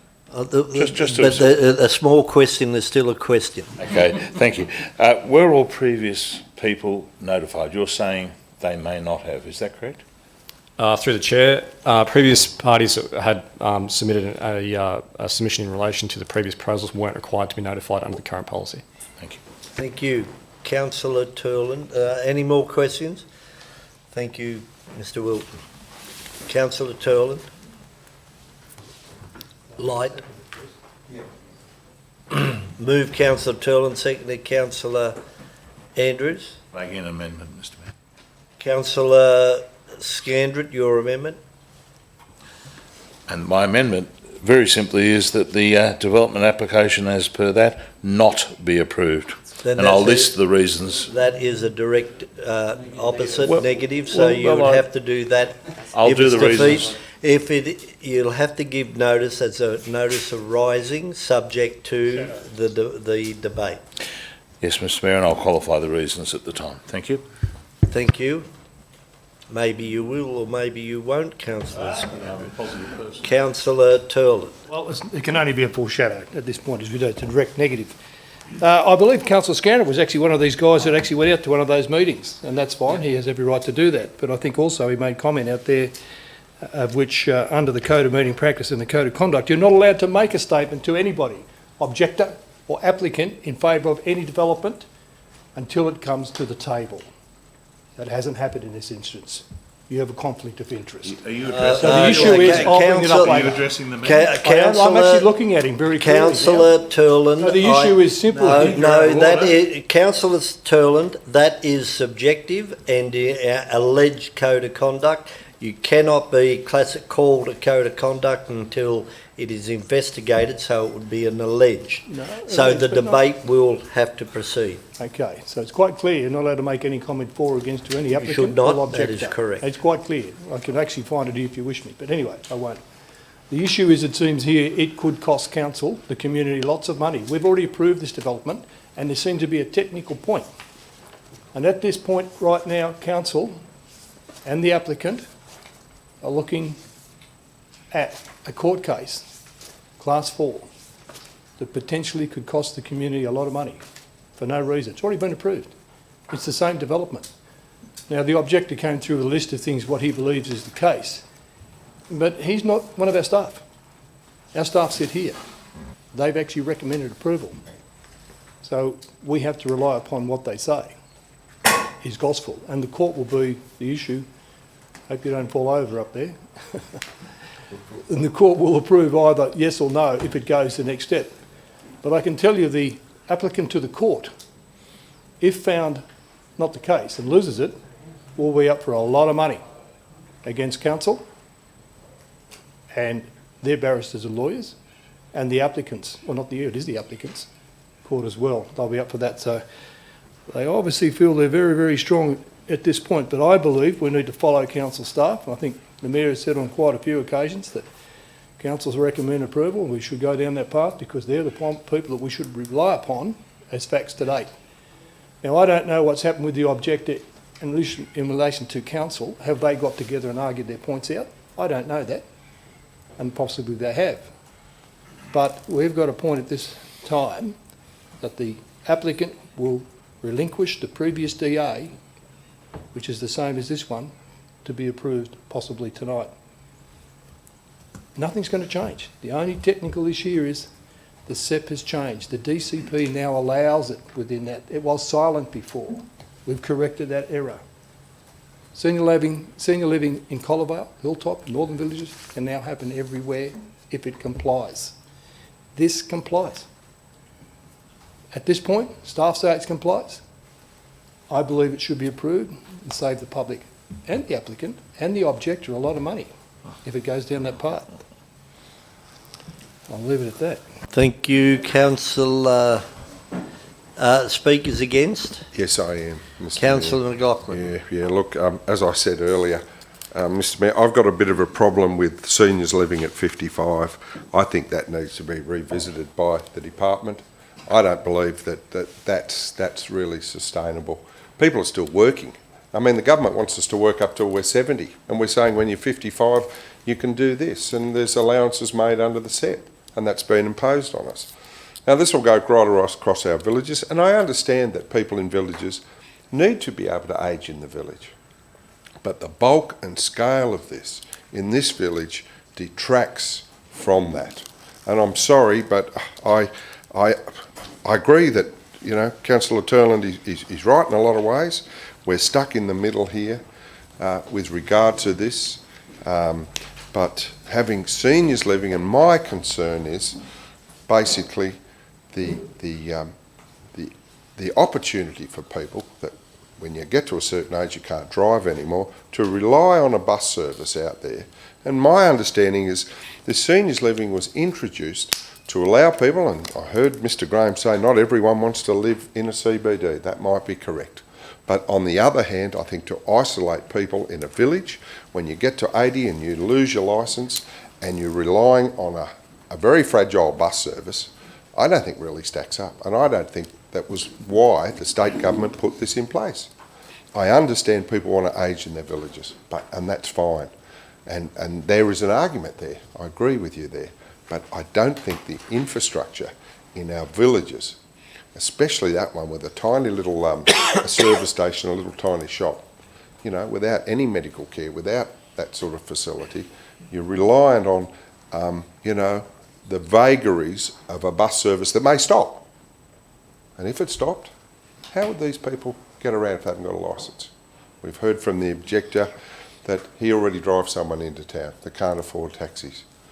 So even though I'm sympathetic in one way, I really think this really detracts from our village. Now, if it was something that was more small scale, I probably could support it. But they've used the extent of our planning laws to put something that our community is not ready to swallow. I don't think our community out there in those villages. Now, this can happen right across the villages now, and it's not something that we put in our LEP. It's something the state government has imposed on us and said, you've got to do this. Well, we are still the consent authority, and while we are, I think we've got to take note why we look at our villages and we wait for our heritage statements, our statements of our villages and our towns to come forward before we allow such things. Thanks, Mr Mayor. Thank you, Councillor McLaughlin. In favour, please. Councillor Markwart. Thank you very much, Mr Mayor. Well, I supported this DA previously, basically because I believe we need a diverse range of housing services or capability across the Shire, including Coal Vale, including other villages as well. This development complies, so I simply see no reason to actually change my position that I held some months ago. So I will be supporting the motion as it stands. Thank you. Thank you, Councillor Markwart. Against, Councillor Scandrett. Mr Mayor, we are currently considering 6 sites across this Shire for investigation for greenfield housing. One of them is in Vale, a unique bushland village surrounded by deep valleys and spurs and, of course, highly vulnerable to natural disasters such as we've seen with the bushfires. The last thing we want to do with Vale is destroy the character of that village. And here we have heard today from our planning people that we are going to be bringing the neighbourhood character statements to this council next meeting. And quite clearly, that's what this debate is about. We're not arguing whether we have seniors housing. As I asked the proponent, you know, this could be one story. This is what would be acceptable in there. The complainant, but and it is. It's simply about bulk and scale, Mr. Mayor. I mean, quite frankly, you know, I should have put up an amendment that would just be one story, and maybe I'll do that after this meeting. Maybe I'll look to see if we can get a rescission motion up and to take it to a one-story development, because the people of Vale, they are of all ages and so on. But almost boundary to boundary, bar a driveway, block of flats with a sawtooth roof, imposing on a streetscape that people love, doesn't have gutters and verges, and so on. That is a very natural street. There are 2 or 3 very significant sized gums out the front. That's the style people like in that street. And here we are putting in a block of flats that go in the inner west of Sydney quite happily. I make no claim other than to say I've always advocated in the 3 elections I've stood for keeping the character of our villages, and therefore I've pursued that policy. I stood in 3 elections because I stood with Councillor Jim Major in the first one. But that's my memory of it. And of course, he was a farmer too, and he was very keen upon the keeping the character of Robertson, for example, right? And making sure that the villages in this shire remain the same. That is part of our attraction. We've been talking about that in the rural tourism policy. So when I hear some of the things that have been said today about not notifying people, we had confirmed that we didn't notify all the people who were involved in objecting to the previous proposal, I get very worried. I also get worried about the fact that we haven't considered neighbourhood character statements. So thank you, Mr Mayor. Councillor Whipper against. Councillor Andrews for. Councillor Andrews. Thank you, Mr Mayor. I keep hearing that the community of Carlo Vale don't want this development. We also keep speaking on behalf of the majority. You know, 1.1% of the population of Carlo Vale have objected to this development, certainly not the full community. There are 4, I keep hearing the mention of 2-storey buildings. There are 4 current existence in Carlo Vale within 700 metres of this development that are 2-storey. It's not unique. Most important thing I'm standing up for is that we tend to play with the applicant's livelihood here. Back in June last year or thereabouts, he made several movements in this application to satisfy the planners. He brought it to council in July. It complied and it was successful. Now through we can call it the technicality, but a very minor to do with public consultation, he's brought it back. For the life of me, why doesn't this just go straight through? I don't understand it. You know, why are we tinkering with him? He's done everything correct and he's still here waiting 12 months later for an approval. Thank you. Thank you, Councillor Andrews. Councillor Whipper. Thanks, Mr Mayor. So, like Councillor Markwood, I don't see any reason to change my view either. I did vote against this previously, and largely because I as well live in a village, and I know how different it is and how unique it is to live in a village. Some people come into villages and they have these great ideas to turn villages into little urban environments, like the ones they leave behind to enjoy. I've got a real problem with that, and I think most people in villages share that belief. That's why I held some hope in this process of providing local character statements and allowing members of villages and towns to have a say and input into that. So again, it seems that the cart is before the horse, and we're putting the amenity and the character of this village at risk. Now, I didn't support that previously, so I can't, in all good conscience, support that now. I know that the third-party appeal has been put in place. It'll go to the courts anyway. It's a shame that we can't at least acknowledge the contribution the villagers make in our shire. They're quite unique. I mean, I lived in villages like Ingleburn, 40 years ago, where, people were still riding horses up and down the street, shops would close at lunchtime. It was only 40 years ago. Go up to Ingleburn now, have a look at it. And that wave is coming down. So people are leaving those urban environments for some sort of lifestyle change, for a little bit of escape, a little bit of peace. And that's why they choose to live outside of urban areas in villages. So I think our residents here have got every right to express themselves and to ask council to listen and acknowledge that. They're part of our shire, and I think we need to look at everything on merit. The processes are, these applications come forward, and we do that. And rightly or wrongly, the numbers get it right sometimes, other times not, depends where you stand. But in this instance, we are specifically going out. It's coming to the 26th, the local character statements, but there's a whole process that'll take months to involve the community in that. So making decisions like this, I think, really flies in the face of that commitment we're giving to the community to have their say as to what their future should look like in this shire. So I vote against. Thank you, Councillor Whipper. And before your right of reply, I have been supporting this application, and as Councillor Whipper said, it's considered on its merits. And there's another thing that has to be considered, and that is, and I've gone against the odd council recommendation, not many. There is a thing called planning laws that we have to follow. And the laws state that if a application complies with the DCP and LEP, and if it is permitted under the state government, then council has to seriously consider supporting the approval of.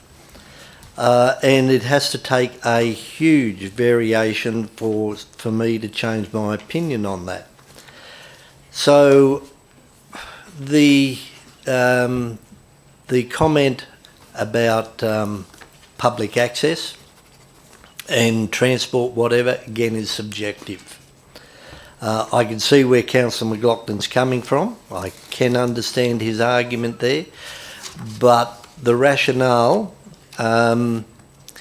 if people at 80 are going to move out to Colo Vale to deliberately move into a this sort of building at that age, then yes, there is every possibility that there will be problems with them, as there would be if they were in town. Just that the transport might be different in relation to that. But the comment was this service may stop, this service may improve. So again, it's subjective. So I will go on what the recommendations are and the reasons for, and we're not approving it as such. All we are doing is reaffirming our approval for a development that was approved 6 months ago or whenever. It's not new. It's been approved. This is the technicality, as Councillor Turland has pointed out, is the sticking point. If there is still going to be a court action, then that's the right of every individual in a democratic society. Our position is to look at the approval process. Does it comply? And the answer is yes. So, Councillor Turland, your right of reply. Yeah, okay. A couple of statements. Firstly, it's not boundary to boundary. I didn't say the green, you did say. I said there was a driveway. I'm not listening. That is the size of the block with the unit. It's not boundary to boundary. Objection. Everybody I has didn't say driveway. that. You said okay, then said that is subjective to what you said in the interpretation. Boundary to boundary. Well, I'm not going to check the tape. Carry on, Councillor Turley. Good on you. Can I have another 2 minutes then? The issue is, I have people and friends that have lived out at Collar Vale and Hilltop, and they were in their 80s, and they had 5 acres. It was their only asset. They sold it to move in to town because there was nothing out there for them. And they'd been there all their life, pretty well, and the family. 55 is too young. Believe it or not, I'm not 55. Really? And I don't look in the mirror. I'm not either. But the youngest man here is Councillor Scandrick. He doesn't. I didn't say that. Anyway, the issue is, if you've got a pocket full of money in the house you've lived all your life and you want to downsize because the kids have moved out and you've got a 5-bedroom home or 5 acres, what do? You still want to live in your little village that you grew up in, but you can't. The opportunity to cash in of those people here and everywhere through the state to move into a dual occupancy or a senior living, and it should be 65, not 55, and then I can move in 2 years' time. The issue is that's what people want. They want to put some money back in their kitty and go and travel the world and lock that house up and not to mow the lawn. It's exactly what people want. 33% of our Shire is over 65. Or 60 it might be. I remember we're all getting older, it might be 65 now. This is exactly what's needed. We're not kicking people out of their village. They've got a chance to stay there and downsize, put some money in their pocket and move and do some touring or whatever they wish to do, or give it to the kids, whatever they need to do. There will be more of these. The state government's overruled us and we've lost court cases, and other shires have lost court cases on senior living today. Quite common. The applicant has done the right thing as the request of staff to bring it back in its form that it is, because there might be other issues in the system, in the court. We don't know. I've only got one here in this document. But it would seem from our staff there's only one issue. It's a timing issue on notification from our new policy to the old policy.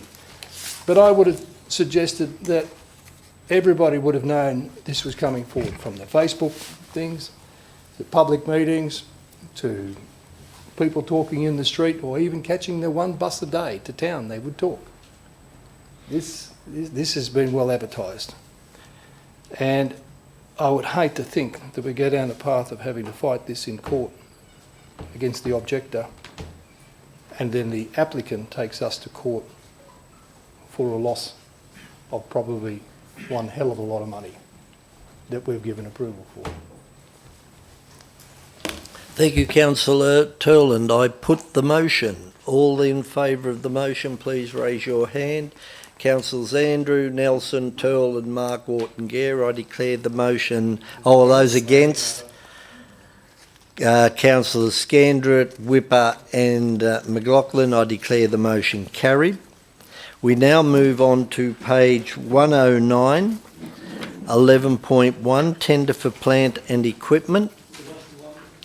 Moved Councillor Turland, seconded Councillor Whipper. That you were adopting one. All right. So I put that. All in favour? Against? Carried. I'll ask the GM to read out not the full recommendation, because it is too full and complicated. Thank you, Mr Mayor. The recommendation that Council has adopted in relation to this particular tender is the Council accept tender 6330/19.30 plant and equipment hire and all the below associated categories and listed tenderers to form a panel arrangement for the period of 2 years with the option to extend for a further 1 year. And the categories will be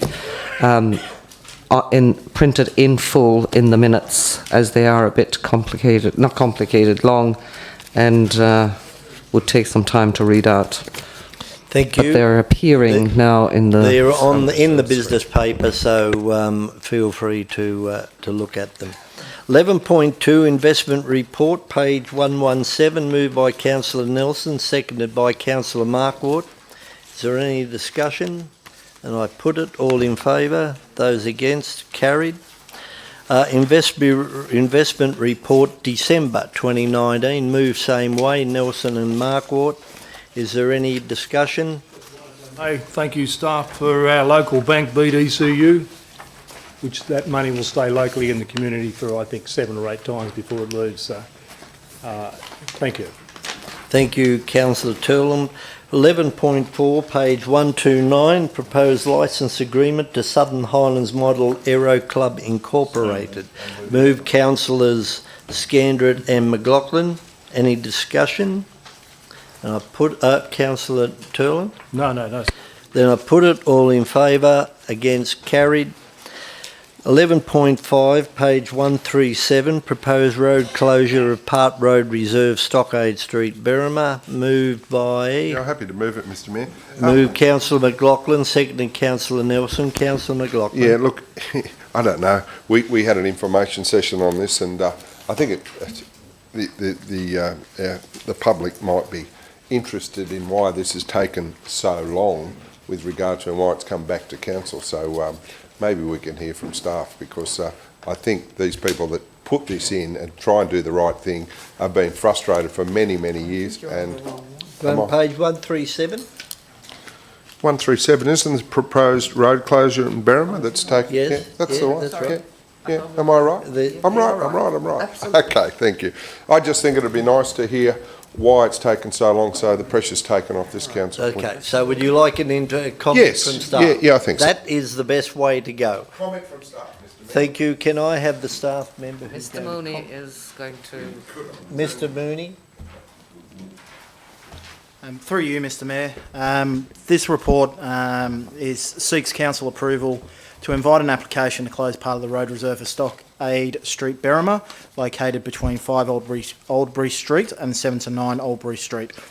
Councillors, as you were advised in the information session earlier on today, this has essentially been on the books since 2012, where council first gave its in-principle support for the closure of the road.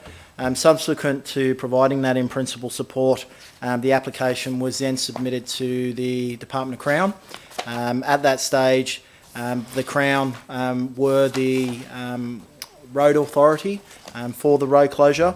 The application sat with the Crown for the better part of 5 to 6 years until 2017, where there was a backlog of some 7,000 road closures that sat with the Crown at that point. Changes in legislation meant that those applications were returned to council as the road authority. So that application was returned to council back in 2018. Obviously that has caused the residents some frustration. Therefore, we've attempted to put this up to council as a matter of urgency so that we can facilitate this road closure subject to council approval. Thank you, Mr. Moody. Thank you, Mr. Mayor. And so I take it from that other residents that do put in for road closures won't go through this same long period. Now the council, the legislation has changed, that our staff will deal with that. Then it'd be best to be asked to Mr. Mooney as Okay, opposed Mr. Mooney. To me. Okay. Through you, Mr. Mayor, that's correct. Thank you. Thank you. I thought it was correct. So moved by Councillor Nelson, Mark McLaughlin, and seconded by Councillor Nelson. Put that, all in favour? Against? Carried. 11.6 Post-Exhibition report. Grant of easement over community land at 142 Mittagong Road, Bowral. Move that way, Moved Mr. Mayor. Councillor McLaughlin, seconded Councillor Nelson again. Any discussion? Put it. All in favour? Those against? Carried. I'll have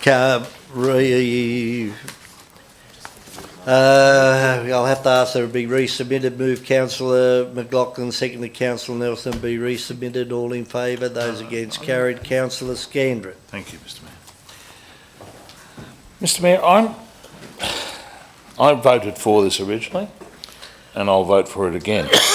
But I want to ask, what is the nexus between this easement and the adjoining property that's at a DA approved for a whole bunch of apartments recently? We wouldn't need to provide this easement if that property wasn't being built. Could we have comment on that, please? Who's going to comment on Mr. Mooney? If there's any questions of staff, seeing we're in this new, I will ask you to come here if you can. Slip over there, Mr. Mooney. It'll be a very short response. Okay, Mr. Mooney, very short. Through you, Mr. Mayor, the nature of that question is outside the scope of this report. We are simply dealing with the request for the easement within this report. Thank you. Okay, now I will resubmit that to, I will put the motion now. All in favour?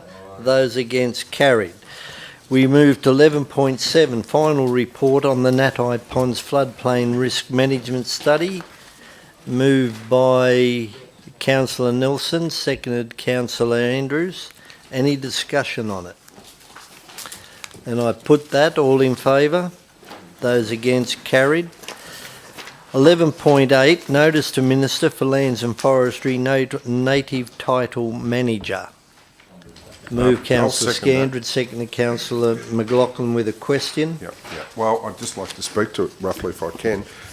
Mr. Mayor. Oh, right. You want a question? No. Oh, well, I can turn mine into a question, basically, if I can. A quick one. A quick question. It depends on whether you know what Charlotte's going to ask. Oh, okay. Well, you've the got question the relates to microphone. our native title land that has been forced upon us. I'm just wondering why we need to have a staff member now to look at this. The reasoning behind, please. Oh, look at that. Mr. Poole, no, I know. I'll ask So Mr. Mooney Dorothy to Dix. respond. Dorothy Dix, he knows about Dorothy Dix.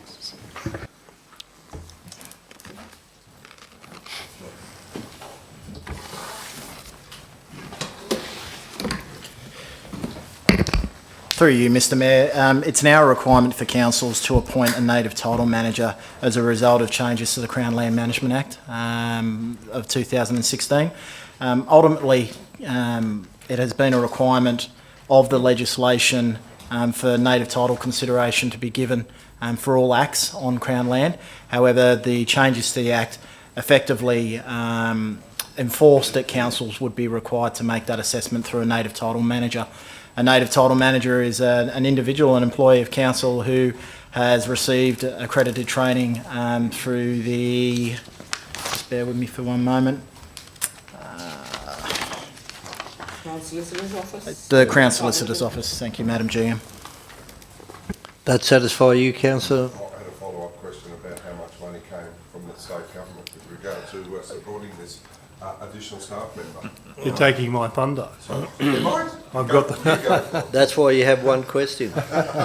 Okay. That's exactly the question I was going to ask. I understand that from our briefings it's $30,000 and in the budget, what will be the budget for this person? Don't get me wrong, I think it's a good thing for native title. I think we should be doing it, but how much is it going to cost us? Through you, Mr Mayor, I may attempt to answer both questions at the same time. In terms of monetary contributions, what council has received to date is $30,000 to assist with the preparation of plans of management for Crown land.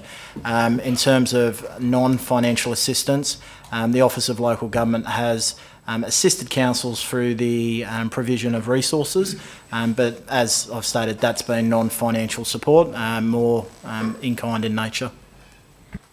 30,000. Councillor Nelson. Oh, that was my question too. But I'll ask another question. Does this apply to every council?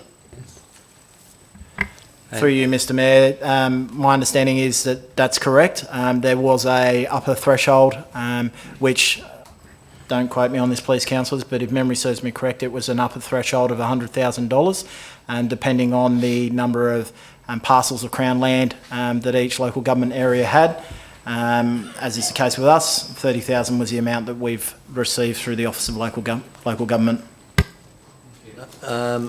So we've got the question, Councillor Whipper. So just a point of clarification, Mr Mooney, there's no new staff being employed though, is there?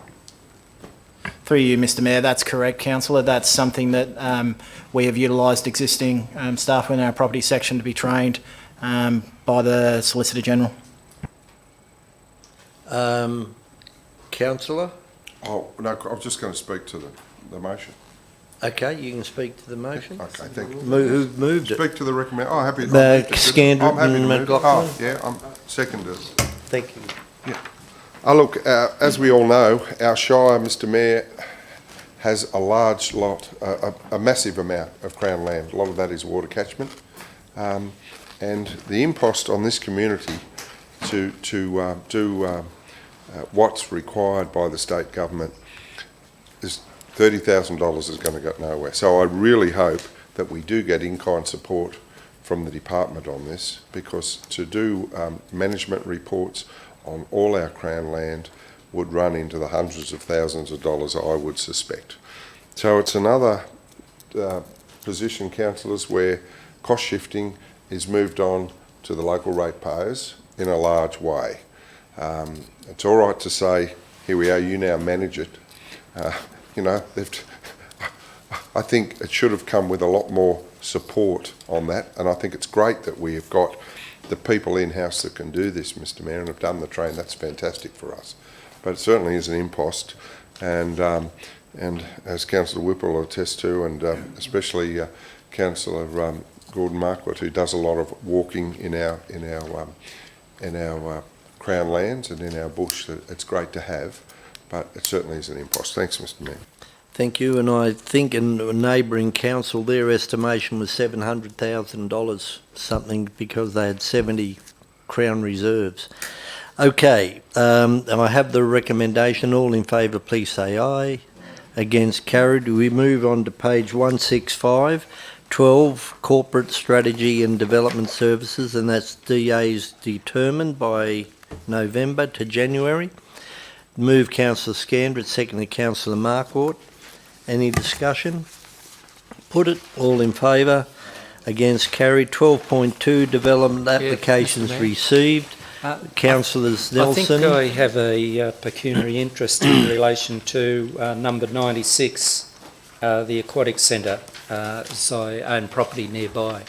So I'll be declaring a pecuniary interest. A pecuniary or non-pecuniary or less than pecuniary? No, pecuniary, and if it's to be discussed, I'll leave the chamber. Okay, so Councillor Turlin's moved that they be received 25th of November to the 20th of January and seconded by Councillor Andrews. Is there any discussion on any of them? Yep, Councillor Turlin, I think Councillor McLaughlin has as well. Councillor Turlin. Just going through the DA's lodged and still working through them. Dual occupancies. What I've got here, Bundanoon, Barrel, Hilltop, Mossvale, Exeter and Mittagong. What numbers? These are a combination of all dual occupancies. I'm just making a point that we are getting dual occupancies because it's obviously needed in the Shire, and it's in DA's already approved, and DA's now lodged. There's 7 dual occupancies. Affordable housing. Thank you, Councillor Turlin. Any other comments? Then I put it. All in favour? Against, carried. Was there one that somebody wanted to call up? It's already in there. Thank you. Yep, I didn't read that. Development 12.3 development consent approval vehicle repair. That the recommendation, the information moved by Councillor Turland. I'd like to add to it. Yes, Point 2. You will add to it. That compensation be paid to the applicant under the Fair Compensation Act, as there's been no offer to date. Just Fair Compensation Act to date, because of the DA process that was put in place, that no compensation would even be offered. Okay, now before I allow that, I am going to ask staff to comment because that is that has some implications.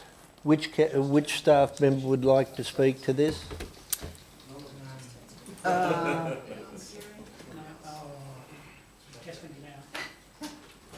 Which of you two would like? I need clarification whether this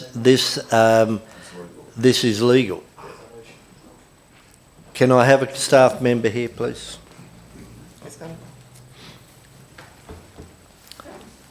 Mr. Paul. Through you, Mr Mayor. Look, there is a process under the Land Acquisition Just Terms Compensation Act where council, if it can't, through negotiation, acquire a piece of land, we go through that process. Is it appropriate in this case? Look, my strong suggestion is if council truly wants to provide some form of compensation for the 1.78 square metres of land, as I understand it, that's been combined to, I guess, allow the footpath in the road reserve. It's a simple matter of we could go and get a valuation done on that and come to an agreement with the owner about what that 1.78 square metres is worth and pay him the money. That would be a much, much simpler process. Right. Is there any question to Mr. Paul? So do we want to alter what I've requested there? If I may, my suggestion would be that you authorise the General Manager to negotiate with the landowner to come to agreement about fair compensation for the portion of land that's been, I guess, through the DA process, aggregated into the road reserve. So, It's fine, take mine out, add yours to it. and we can sort it out real quick. All right. I would suggest that we do it this way because the cost of getting valuations and everything else would be totally over the top to the value of the 1.7 square metres. Councillor Scandrett. Do you have a seconder? Yeah, I'll second. Seconded Councillor McLaughlin. Councillor Scandrett. Mr Mayor, I'll be moving the original motion as an amendment. Thank you. Okay, do you have a seconder as an amendment? You're moving an amendment. Do you have a seconder for that amendment? Then it lapses for the want of a seconder. Councillor Mark Ward. Mr Mayor, just can you put a a question for staff. Can you put a quantum on that, an approximate quantum? Are we talking $10, $10,000? It will, I think, it would be minimal. It will be minimal. I think it is being used to settle, to sort out a point. That's what I see this as opposed to a huge settlement. So I think it's a matter of principle that is being debated here as opposed to monetary. I just want 4B to understand there's no great financial risk. No, it's not. And he's right. Doesn't set a precedent. Then that is up to council, and every time it moves a recommendation, is it setting a precedent? I don't think, in my opinion, it will, but that would be a question you would have to pose to council staff. Okay, then we have the recommendation. I'll speak to it. Councillor Turner. Page 198. If you read halfway through condition 14, and it goes on to basically say that you will give us this bit of corner. Don't get me wrong, it's not a lot of money and it's not a big piece of land, but you will give us this before you can even start to build what's called the CC, construction certificate. The guy had a fire.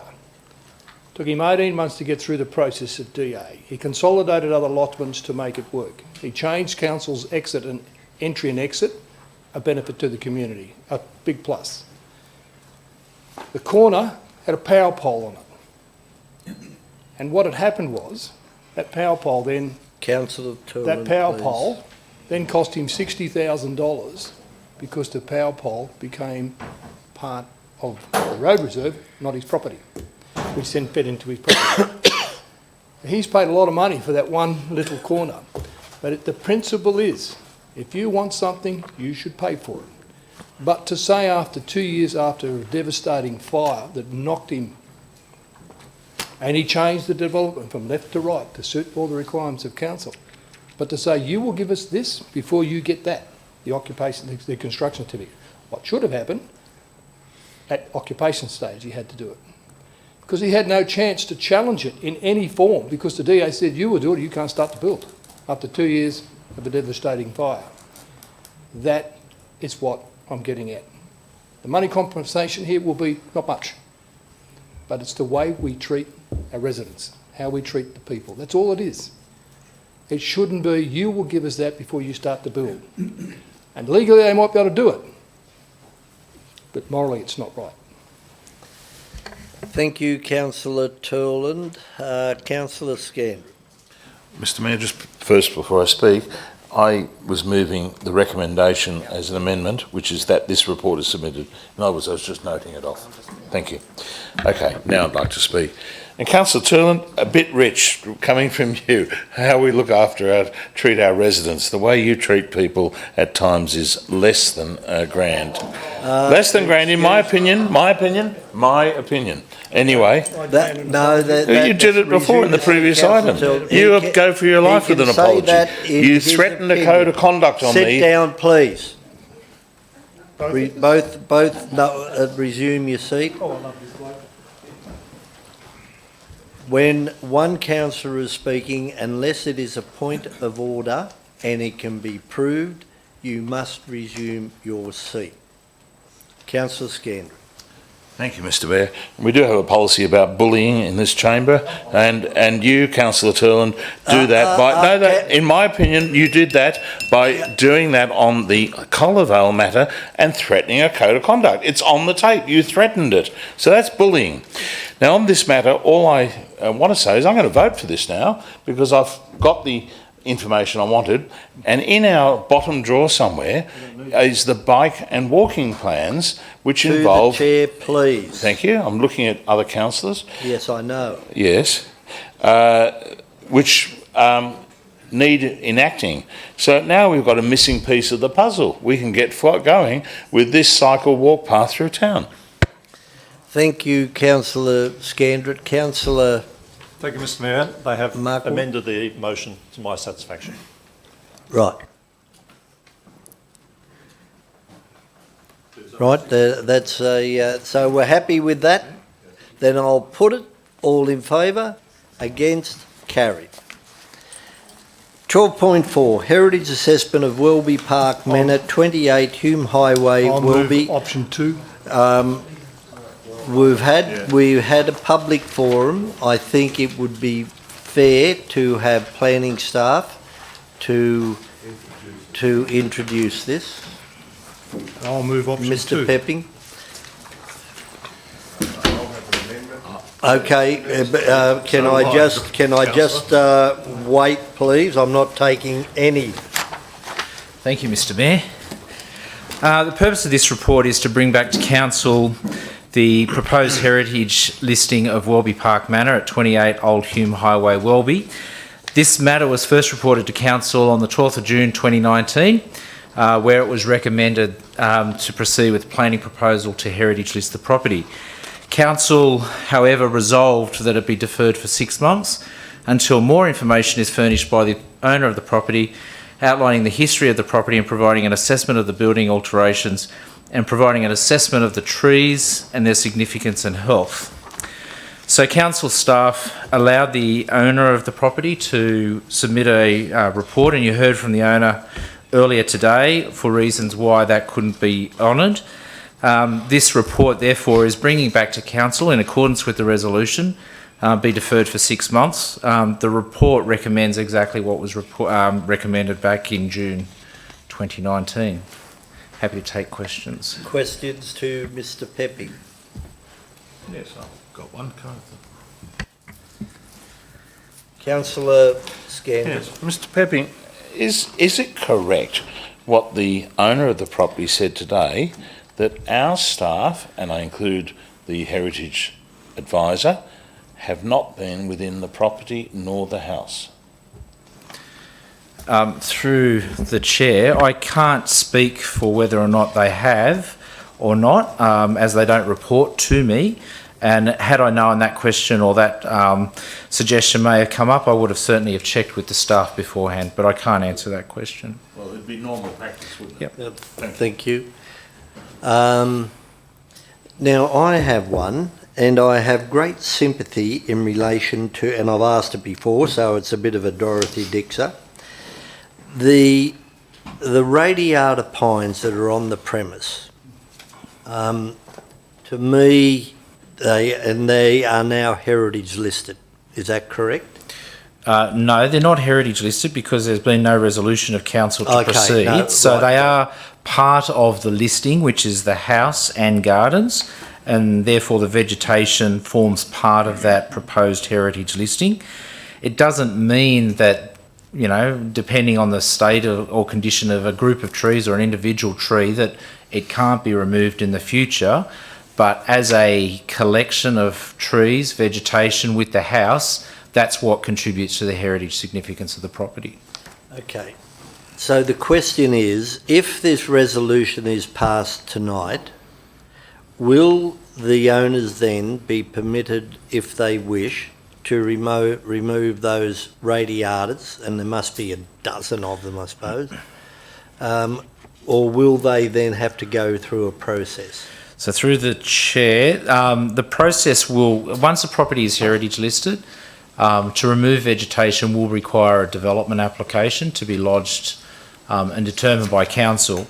At this point in time, the existence of those radiata pines under council's declaration as an environmental weed would not necessitate the lodgement of a development application.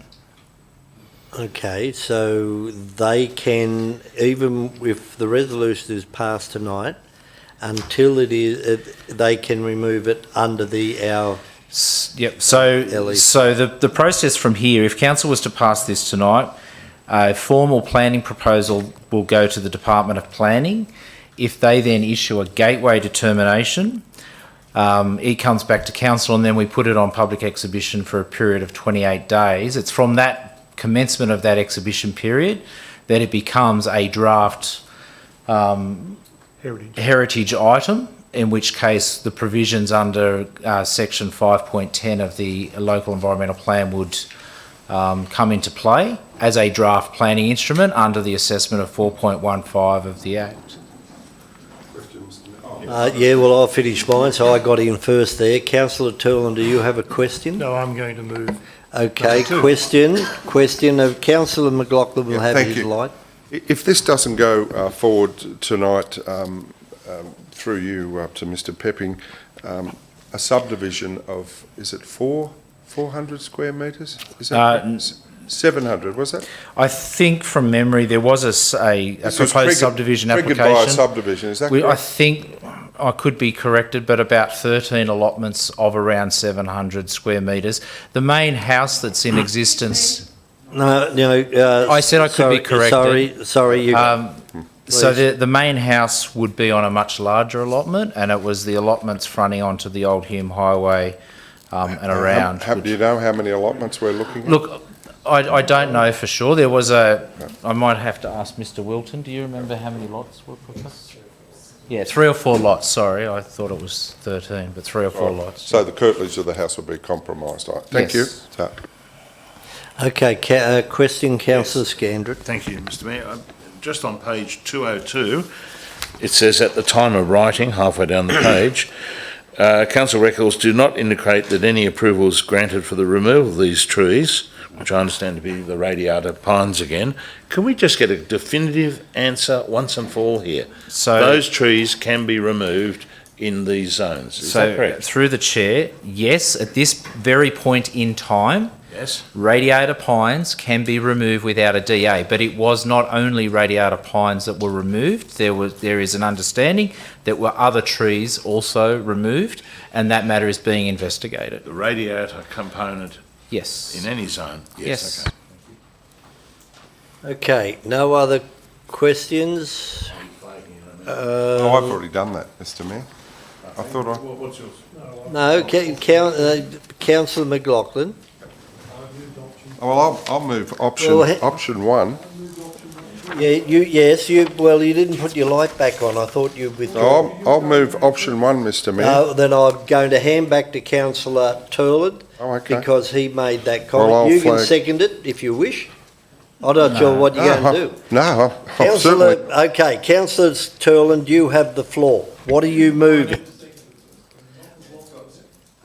Yeah. Will you turn your light on, please? What's he moving? So option 2, which is not to support.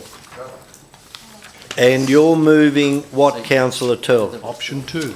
Option 2, which is on page... 209, 2010. The option 1, here we are, yep, thank you. So it's option 2 is on page 209 and then just over the page. You're moving it. Do you have a seconder? Yes. Councillor Andrews.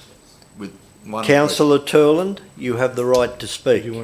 What did you want to put in? Oh, just the radiata pines be clarified. Just put something in on that, and I'll say. Okay, then we will allow the definition of for the removal I'm happy of radiata for the radiata pines. pines to be clarified.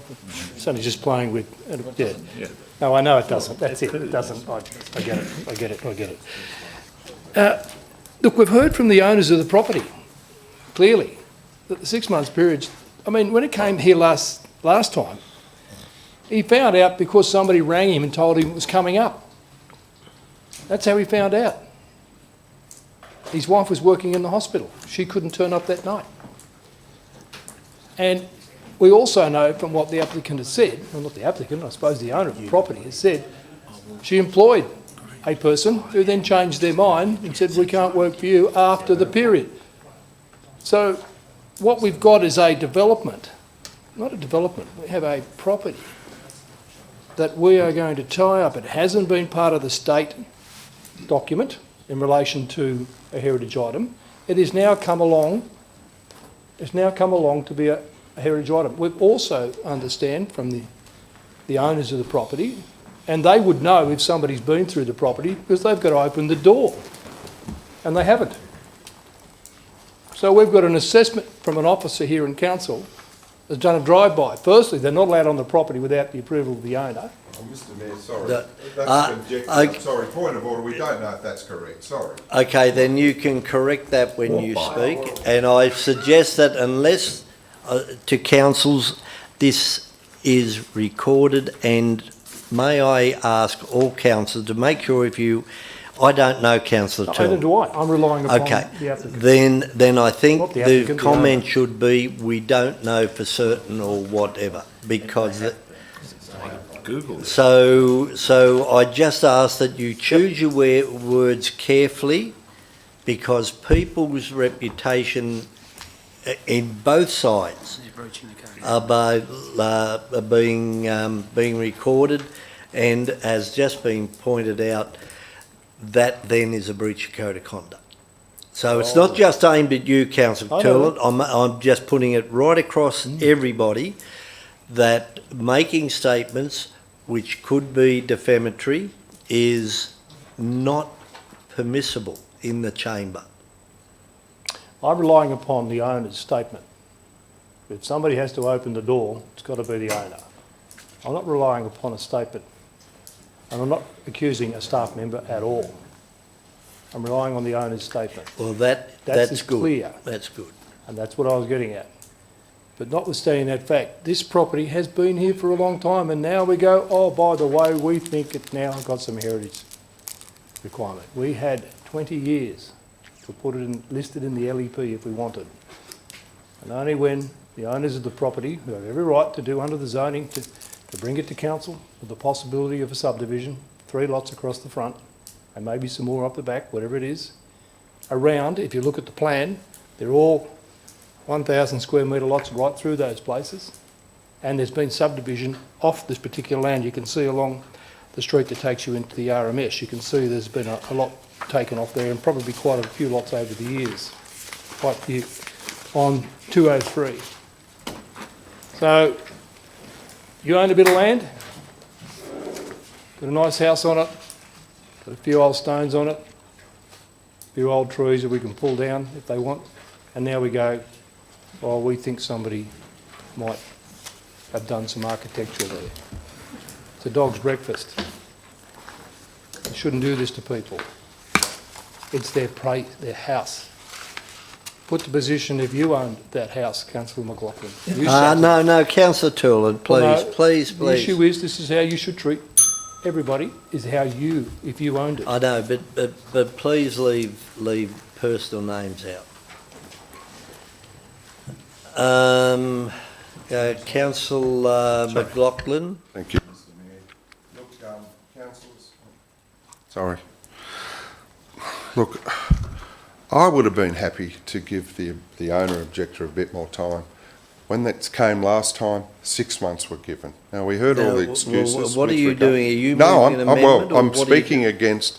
I'm speaking against Councillor Turlin's motion here.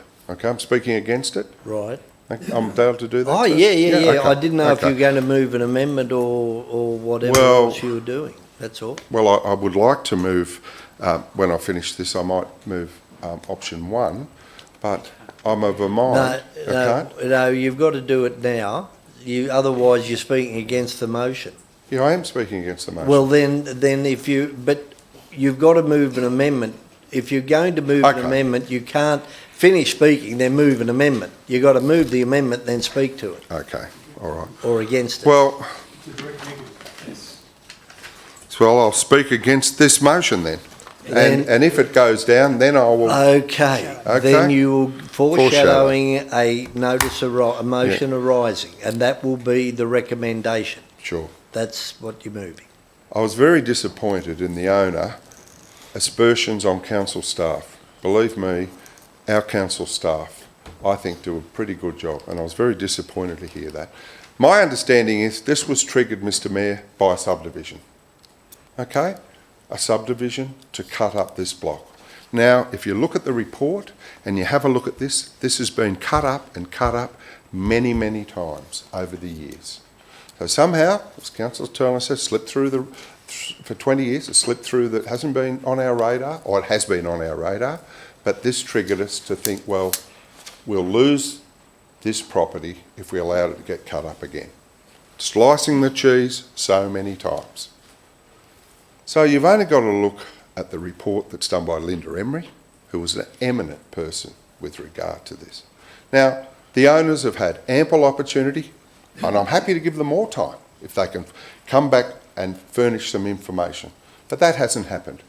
Now, last time this was here, they were given 6 months, and we haven't received anything back from them with regard to this.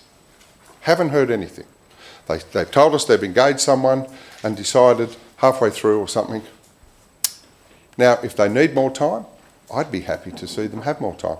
But I don't want to see something that we think is valuable enough in this community to be preserved to just be cut up and cut up and cut up for development.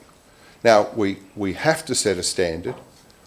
I'm a bit passionate about heritage, and I'm surprised that Councillor Andrews there is happy to see places like that in Mittagong be sliced up, because I've been to that property many times in the past when it was a restaurant, and I think it does actually meet the objectives of what we're trying to do. We're trying to preserve something here.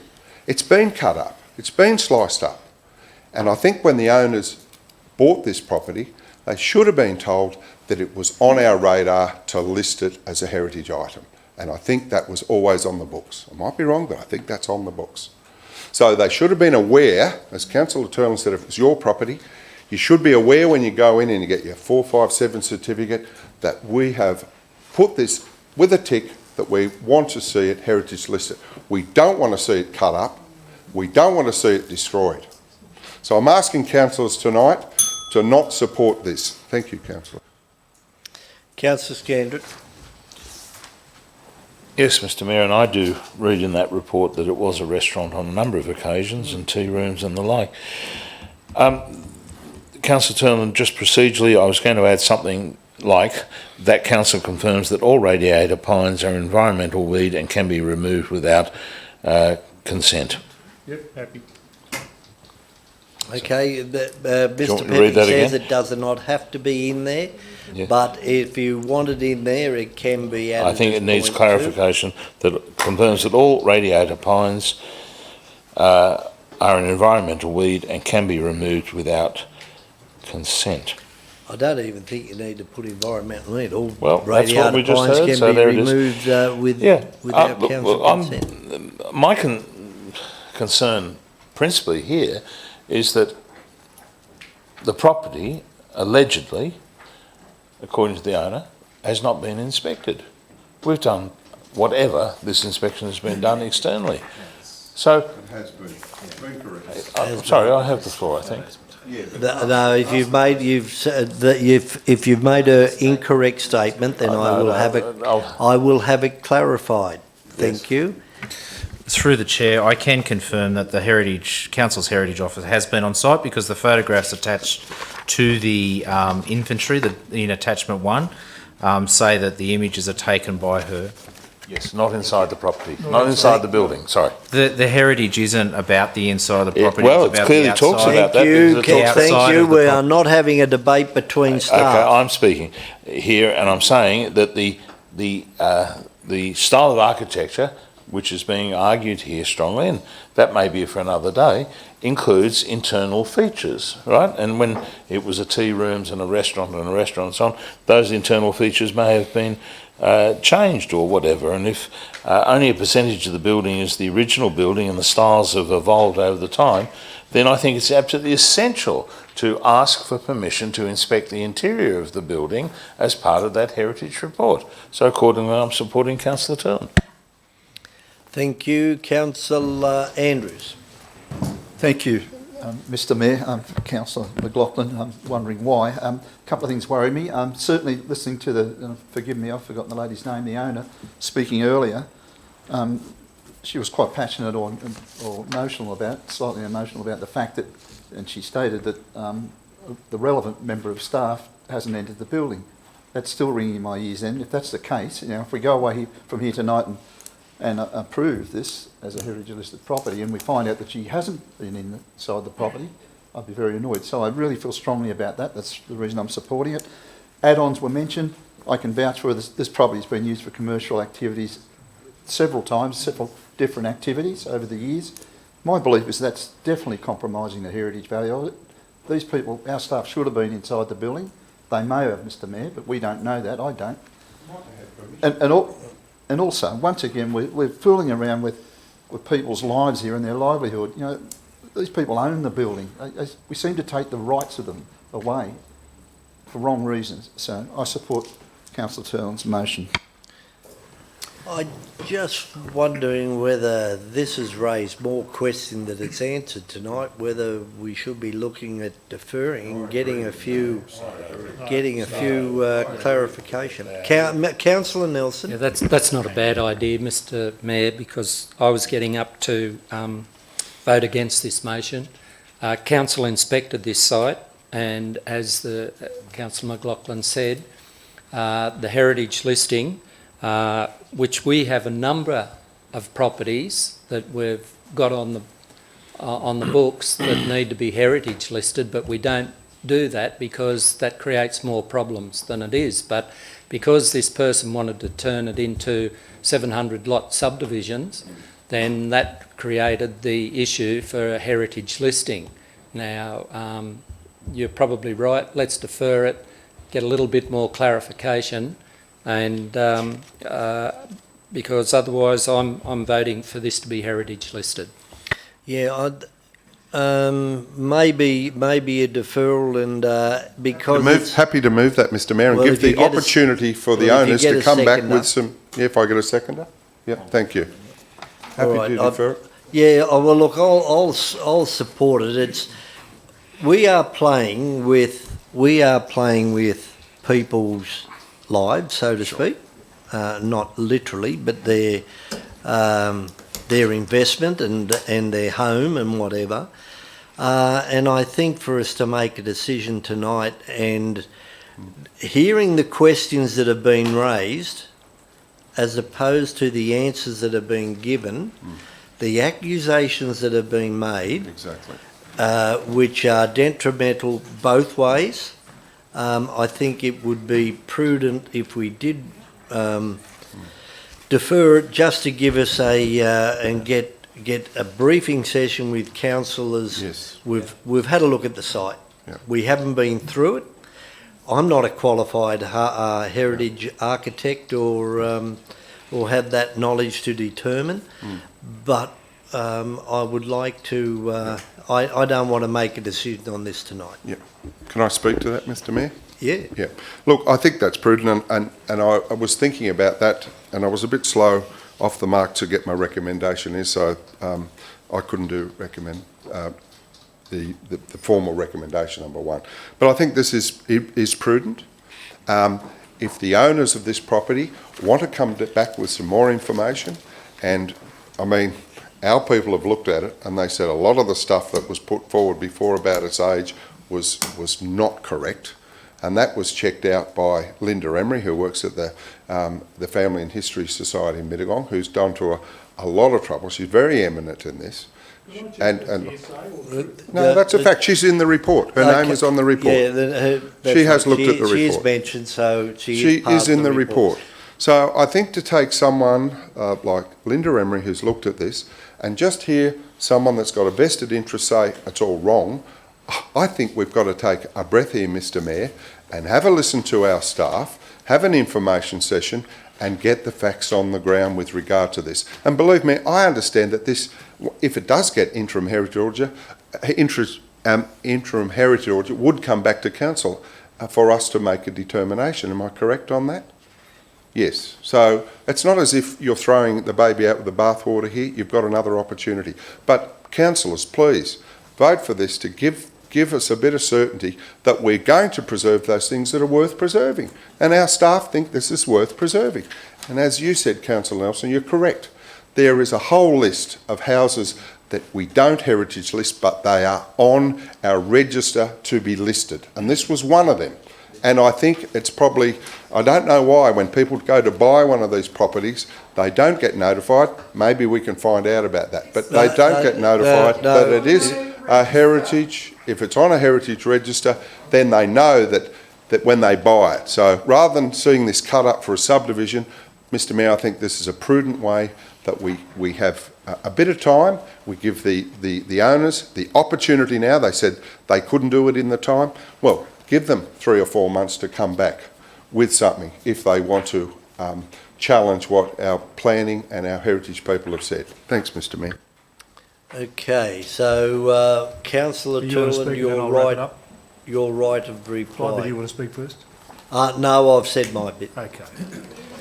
The recommendation is clear. If we improved what the recommendation was, that's it, done and dusted. It's not on the 149 certificate at this point because there's no heritage listing.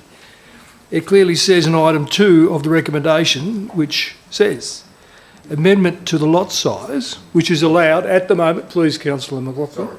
It's 700 square metres, which is allowed now, which is similar blocks around, probably there are 1,000 square metre, to 4,000 square metre, which eliminates the rest of it. Nothing can happen. Waste of time. Gone, done and dusted. You cannot keep putting people and making decisions on their property when it's never been listed before at all. It wasn't that important before, and now it becomes important. The only thing that's important here is the stone fence along the front, which has actually got, I think, an easement between that, or an 88B easement between the first house that's been built. We went past the site, we went and had a look. If you look at the photos, it clearly shows nobody's been inside the place. They've only stepped around the outside. But I'd like to know also, and that'll be another issue, if it goes the way that you wish, did they get permission to enter the site? Did they get permission to take a photo on the deck with the umbrella? Did they get permission to drive up the driveway? No, and so what we've got, Turlin, I'm not saying no. I know, I'm just saying there, I can read the debate. You're good, take it high. Right. I'm pretty good at it now. The issue is this is somebody's house. Sit in their lounge room as it was yours. Would you change your mind? I know I would be totally annoyed at the process that's been delivered to these people. It has to stop. If it's that important, the Heritage Committee 2 years ago, 3 years, 4 years ago could have put their foot on it. But no, get right to the point and then we go, this is it. Now I don't know who they started using for their heritage report, then changed their mind because they believe a conflict of interest. That would be a very, very interesting question to the owners later on. Was it one of the people that sit on your heritage committee? That would be really interesting to see if it was, because it's subjective to what somebody says is heritage and somebody says not. Somebody likes a sawtooth roof, some people don't. It's subjective. The facts are this should not be heritage listed and cause the owners a drama, stress for no purpose. Sit in their lounge room and tell me if you'd like your place heritage listed. Thank you. So I put the amendment that it stand deferred. subject to information session and further information. All those in favour? Councillors Nelson, Whipper, Markwart, McLaughlin and Gare. Those against? Councillors Andrews, Turland and Scandrett. The amendment becomes the motion. I put the motion. All in favour? Same way. And the motion, I'll put the motion again. All in favour that it stand deferred? Okay, I thought there was another hand going up then, but I was mistaken. Against? Those against?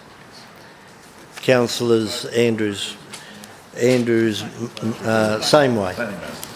12.5, capital replacement of the Wingecarribee Animal Shelter. Councillor Nelson moved it. No, I've got the light on. Well, he's... Oh, I've got the light on. Councillor Turlett I wish Councillor Whipper to move it, and I will Councillor McLaughlin, well, sorry, it doesn't worry me. I had Councillor McLaughlin and Councillor Nelson. Yes. So it's Councillor Turlett and Councillor McLaughlin. That's the way I read it. No. Councillor. That's the way I'm well, look, what I would like to do, if I can put it to you, 8.2 on page 306 is exactly the same issues, and we need to bring those two together so we don't have to debate the notice of motion further on.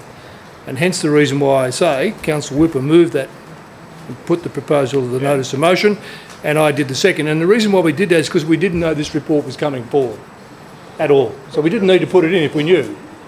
And so what I'm trying to say is he needs to own it because we put the motion up before. Of the light, thank you.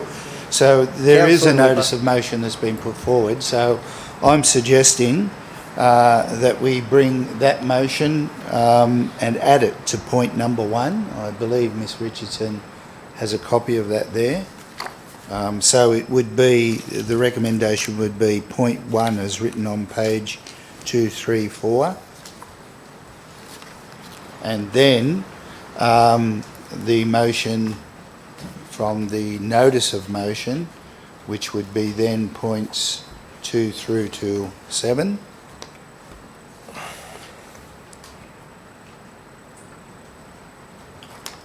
Okay. So let's have a look.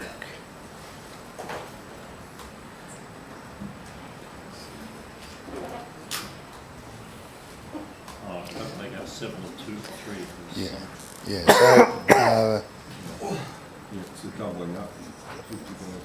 So, So we've got, let me see here. So it was point 1 that council provide in principle support for the capital replacement of the animal shelter. So that would be included. Then it would read that council acknowledge the most recent and ongoing occupational health and safety risk at the Resource Recovery Centre. Right, so that be number 2. So knock out 2 and 3. Can somebody just mark in with a highlighter, please, in the ones that are be included? So if you knock out 2 and 3 there. Okay. So you want 2 and 3 in the Okay. recommendation, Councillor Whipper?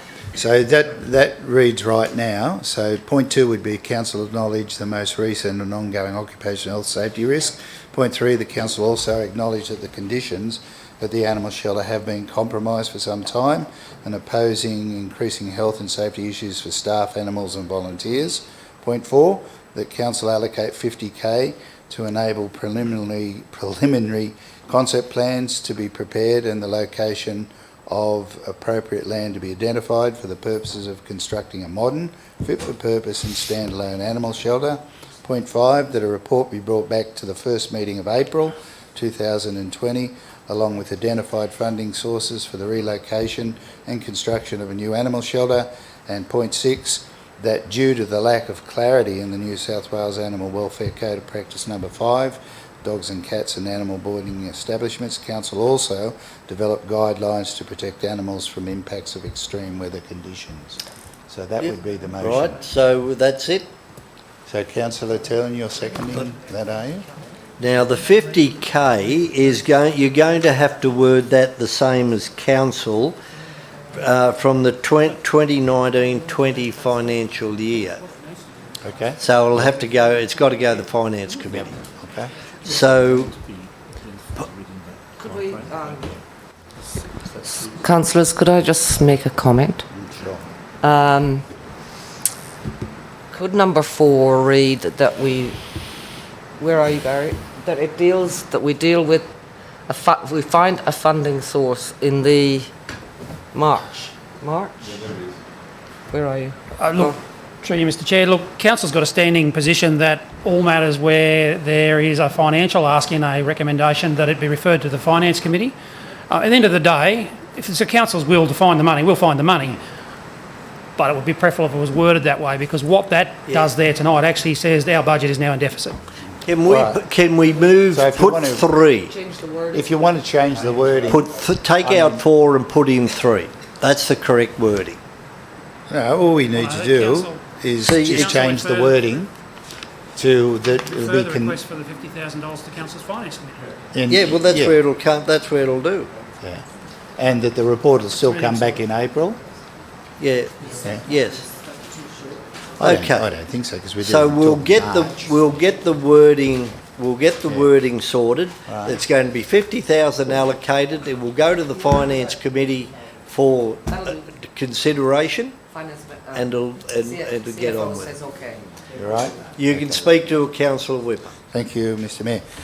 All right, so I think this covers it and negates the need to discuss the notice of motion later on as well, Mr Mayor. But we all know that that centre out there is past its use-by date.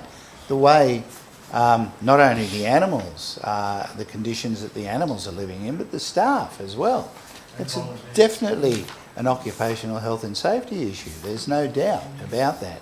And I think it's time. We've been talking about this, since 2008? Here it is 12 years down the track, and we haven't put an end date or a sunset on it. I think we need to bring this forward and free up that space as well for the Resource Recovery Centre. There's a positive there as well. But I think we've gone past the day when we can just continue to patch it up, put a few band-aids on it, and think that everything's all right there. Just the fact when we had those fires out at the Resource Recovery Centre, the fact that the animals were relocated away from there, and I don't think that's good management. I mean, we've given a commitment to care for those animals, and when they're taken outside of a shelter like that and they're put at risk, their lives and their well-being put at risk, I think we need to ask ourselves really what we're doing at the moment.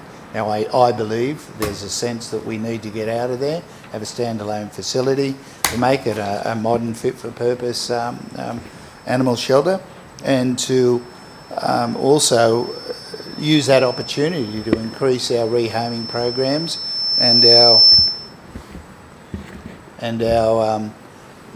low euthanasia policy as well. So I think, time has come, councillors. I'm hoping you will support this, because really, how many times can we bring this back and talk about it? We've got to give some certainty and move forward for everybody's sake. So let's do it, councillors. Thank you, Councillor Whipper. Councillor Nelson. Yeah, I just didn't quite hear clarifying that the first week in April, first meeting in April is sufficient time. No, it's not. I think we should, with everything going on, and there's another issue later on in the report that's calling for another urgent report in 1 month back to council. I'd prefer to go with the second meeting in April.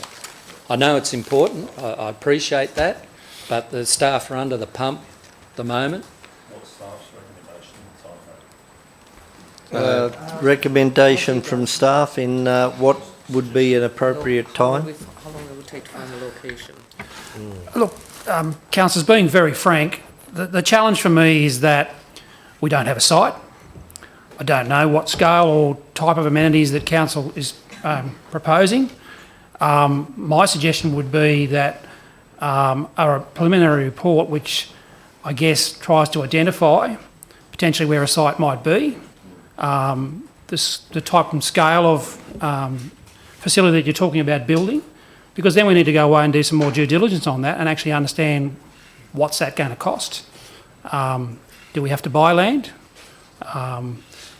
Depending on where it's depending on where it's located, will determine, I guess, the development costs.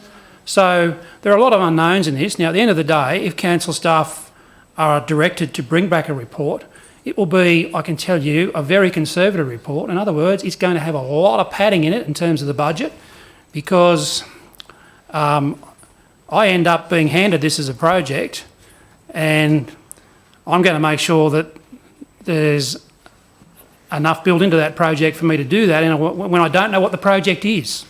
So it's a big risk for the staff, quite frankly, and I think that's a little unfair. Okay, Councillor Scandrett. Yes, Mr Mayor, I'm going to support this. Long overdue, really long overdue. But of course, it's a bit like one day there might be a perfect solution, because one day we might not need to rehome animals because they are kept in secure homes and loved, and that we don't have wild reproduction causing any issues in terms of strays and the like. But absolutely, this is the way to go forward at the moment. We do have a program there for desexing at this point in time, and so on. These are the sort of things that will come from having a quality shelter there with a staff room, a meeting room where the volunteers can work, and so on. I think it's long overdue, and maybe there's some options out there that the community might put up to councillors in terms of potential sites. Thank you. Thank you, Councillor Scandrett. Councillor Nelson. I was seeking clarification before, but look, if the mover and seconder can't move this to the second meeting in April, because there's Easter in April as well, the staff are under the pump, so please, mover and seconder, move it to the second meeting in April. It's not going to go anywhere, it's still there, so otherwise I'll move an amendment to that point. Yeah, you happy with second? Second of April, second meeting in April? Thank you. Sure. Yep, okay. Okay, so it'll be changed to the second meeting of April. Any other speakers? Oh yeah. This has gone on long enough, like lots of things. This has to stop. With the fire that happened at the RRC, it could have actually set Holbox Vale into fire. 7 fire brigades are putting out, I understand, the fire, and a call for a helicopter, which was saving houses all over the place in the southern villages and northern villages. This is not the first fire. This is the second fire we had right next to the animal shelter, and what have we done? 2 parts of nothing. Did nothing. The animals only went back in last week. They've been shelved off everywhere else. This is not a new problem. This has been going on for years. We have neglected not just the animals, but the staff of which you guys are responsible for. Under Occupation and Safety Health, this place gets better looked after than the animal shelter, and you knew it didn't comply. Not once, a dozen times. Not good enough in the corporate world. If you read what the New South Wales Animal Welfare Code and Practice is, 3.8, and it goes on to say, ventilation should be adequate to keep the animals housed in an area of dampness, noise and odour and draft. Right next to the tip. They've done really well at it, haven't they? You wouldn't put a house there, but we put the animals there. 3.1. Animal boarding establishment should be located away from sources of excess noise and pollution that may cause animals stress and to injury. How long has it been there? And we've just sat on our hands, how many years? No good. I could keep going. But the Occupation and Safety Health is enormous. Wendy Tuckerman was out there this afternoon, I understand. And I understand that the place was beautified 10 minutes before she arrived. Walls were painted. Planting was done. Look how good we are. I'd like to know who actually indicated to get that stuff done before the politician went there. That is not good enough. That's treating us with contempt and stupidity, and Wendy Tuckerman. I don't accept going the day before she gets there to paint a wall to make it look good. Not good enough. It has to stop. I will be asking questions who allowed that work to happen to make it look like we are fantastic, good people. It has to stop. You are responsible. I hold the staff responsible for any injury, and bullying out there has been Councillor rubbish. Turland, This has been going on for too long, Councillor. 25 years you've been here, and it's still in the same spot. I didn't vote for it there, sorry, and you've been here 8 years. I didn't vote for it back in 2002. Councillor... I was going to take... Yeah. Look, I'm happy to support this, Mr Mayor, and I understand this was always just a gap measure. Unfortunately, it's been here all this long. I'm sure it was put there with good intentions that, you know, staff could find a better spot. And it was always, I understand, just a temporary setup, and it stayed temporary, and it's still very temporary. So, look, we've got resourcing problems. We heard tonight, you know, we have the state government imposing all these other costs on us right around that. You're talking about a neighbouring council saying $700,000 to do reports on their native vegetation and their Crown lands. We're under the pressure from all sorts of developments and all sorts of people. We have, you know, councillors saying we've got to reserve $182 million and we should just grab it and do all sorts of things. Well, we know that's all earmarked. We know that's in place for projects. But councils have identified this going back many years that we would look at doing something. So I'm happy to support this. I think the time frame is a bit tight, as Councillor Nelson.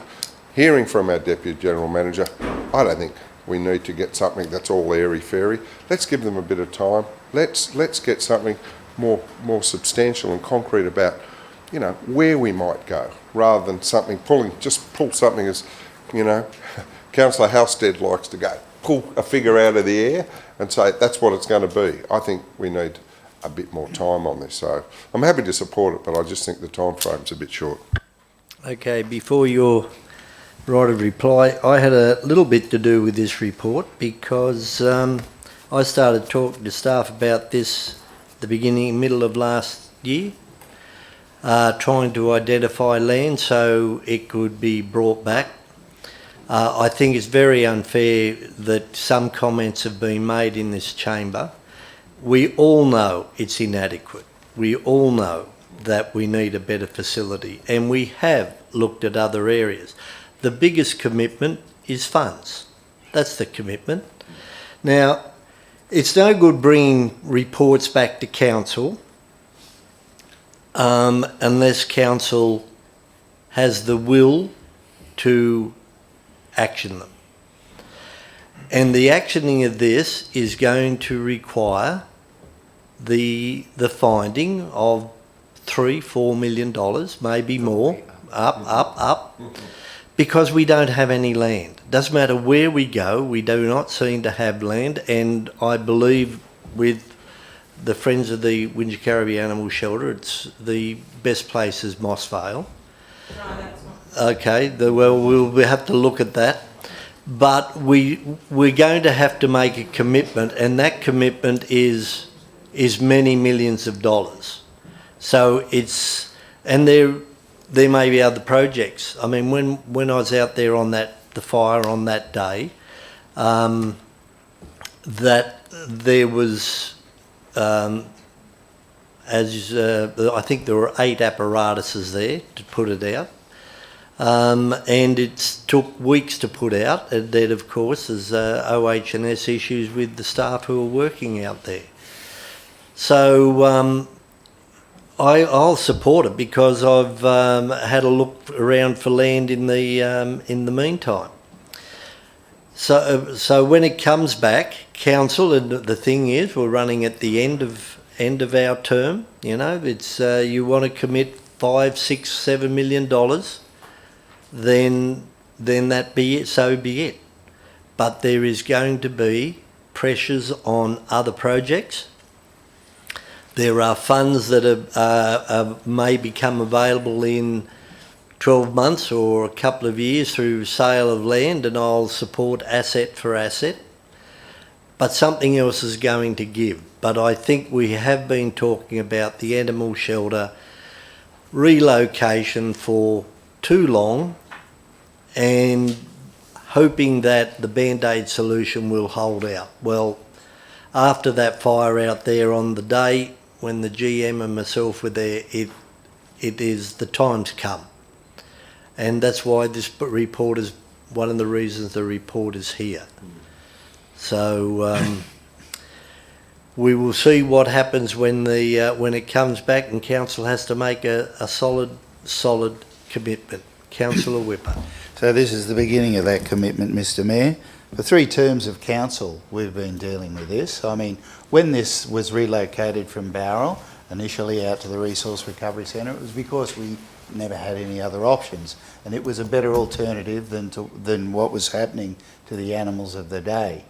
But that was way back in, well, that was 18 years ago. 2002. Yeah, okay. So, yeah, 18 years ago. Exactly. So, for the last 3 terms of council, I know we've been talking about getting out of there because we've been saying it's just not fit for purpose anymore. The Resource Recovery Centre, particularly green waste, is encroaching on the facility.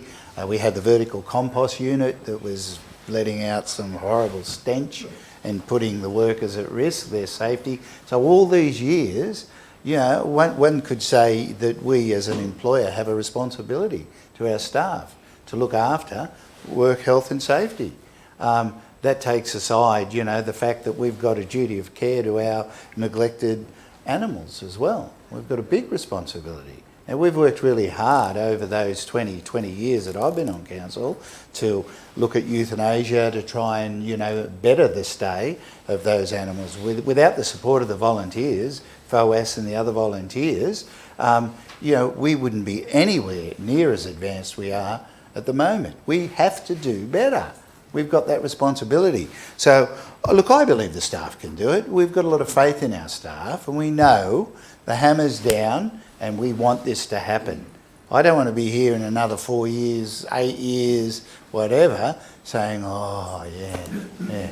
No, I think everybody, including the volunteers, needs a deadline and a commitment from this council that this is going to improve the lot of the animals out there and the staff. So, councillors, I'm asking you to support this and bring it back to the second meeting of April, but I think at that point we need to make some solid decisions and give that assurance to the community that we're fair income about this. Thank you. So we put the recommendation as printed. The motion as printed. All in favour, please raise your hand. All against? Carried. Okay.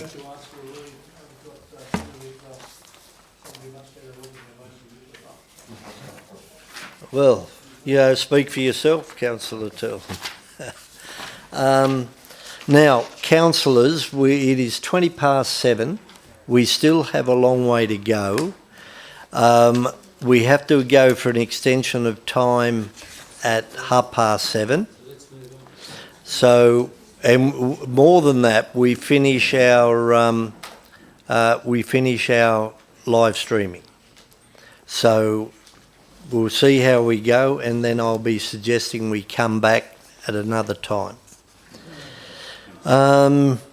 So we move on to 12.6, page 242. 12.6, 2019 Tulip Time Festival outcomes.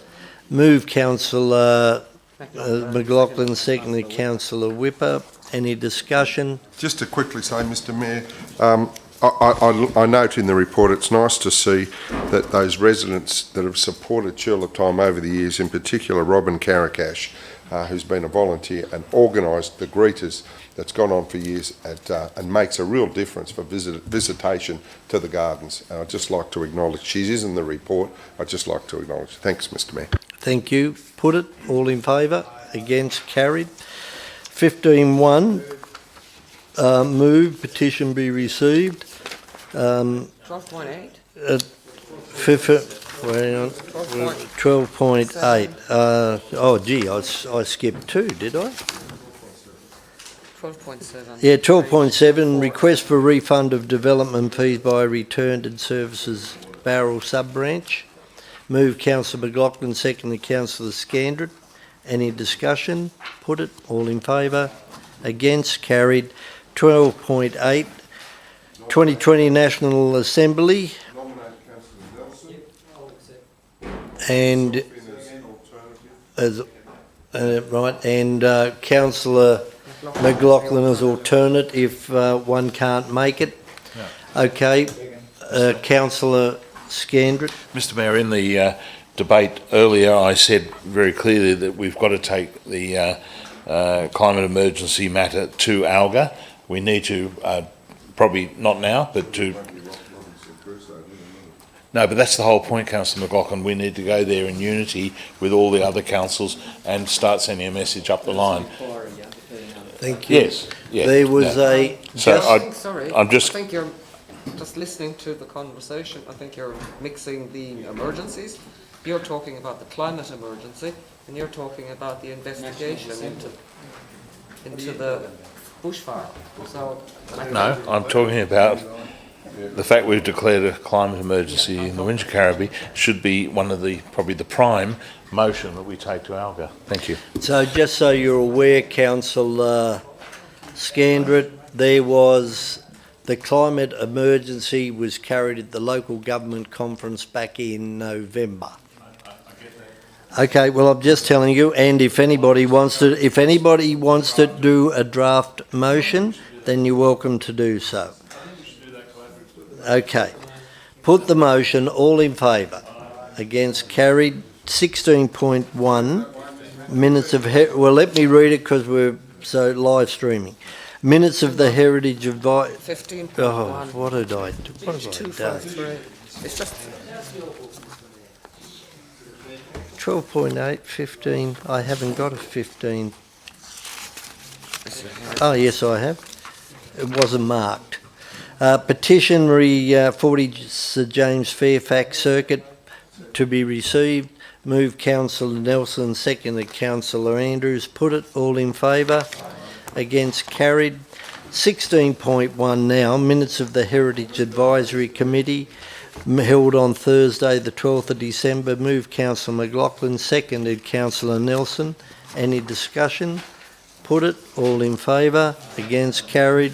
16.2, page 1265, minutes of the Arts and Culture Advisory Committee held on the 3rd of December. Move Councillor Whipper, seconded Councillor Andrews. Any discussion? Put it. All in favour? Against? Carried. 16.3, minutes of the Demographics and Housing Advisory Committee held on Wednesday the 4th of December. Move Councillor Scandrett, seconded Councillor Whipper. Put it. All in favour? Against? Carried.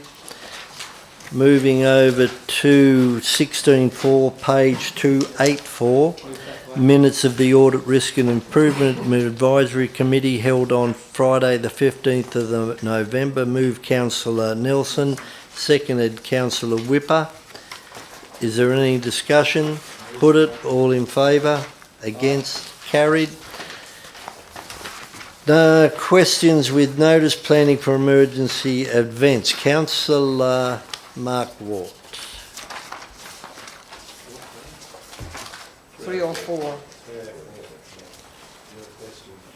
17.1. Just you're moving the information. Move it. Councillor Scandrett, can you turn off that light, please? Put it, or seconded by Councillor Whipper. What you want to put is that the General Manager will provides a report to respond to the questions at the meeting of the 26th of February. That's, I think, what you want to move. I didn't realise I had to put something. I thought just asked the question. Well, if you want a motion on the books, that's what I'm recommending. Do you want a report? Would you like... Yes. Move Councillor Mark Ward, seconded Councillor McLaughlin, that the General Manager provide a report to respond to the questions above. Just a quick Quick point. Mark Ward. Quick point. Who was the seconder? Councillor McLaughlin. I believe back in 2001 that the council may have resolved in this manner. It's the time of Caelan Mondell when he was engineer, and when council formulated such policy of developing an emergency events, but he didn't want to do it. So it laid on the shelf in possibly my office and it never got done. Could I make a comment to that? Yeah. A hell of a lot has happened since then, Councillor.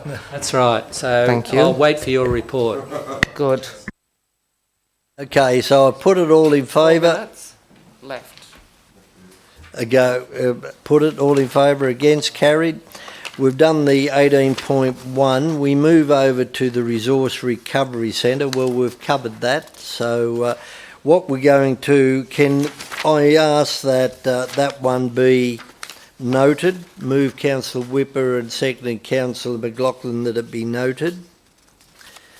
So that's been done. 18, put it all in favour, against, carried. 18.3, notice of motion, town water planning. Councillor Scandrett.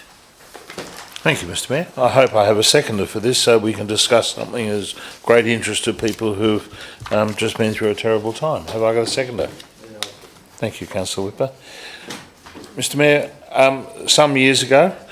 we have finished.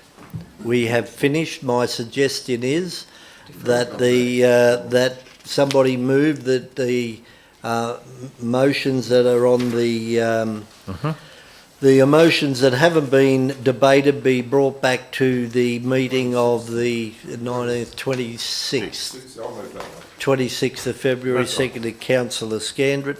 I put that all in favour, against, carried. I now declare the meeting closed.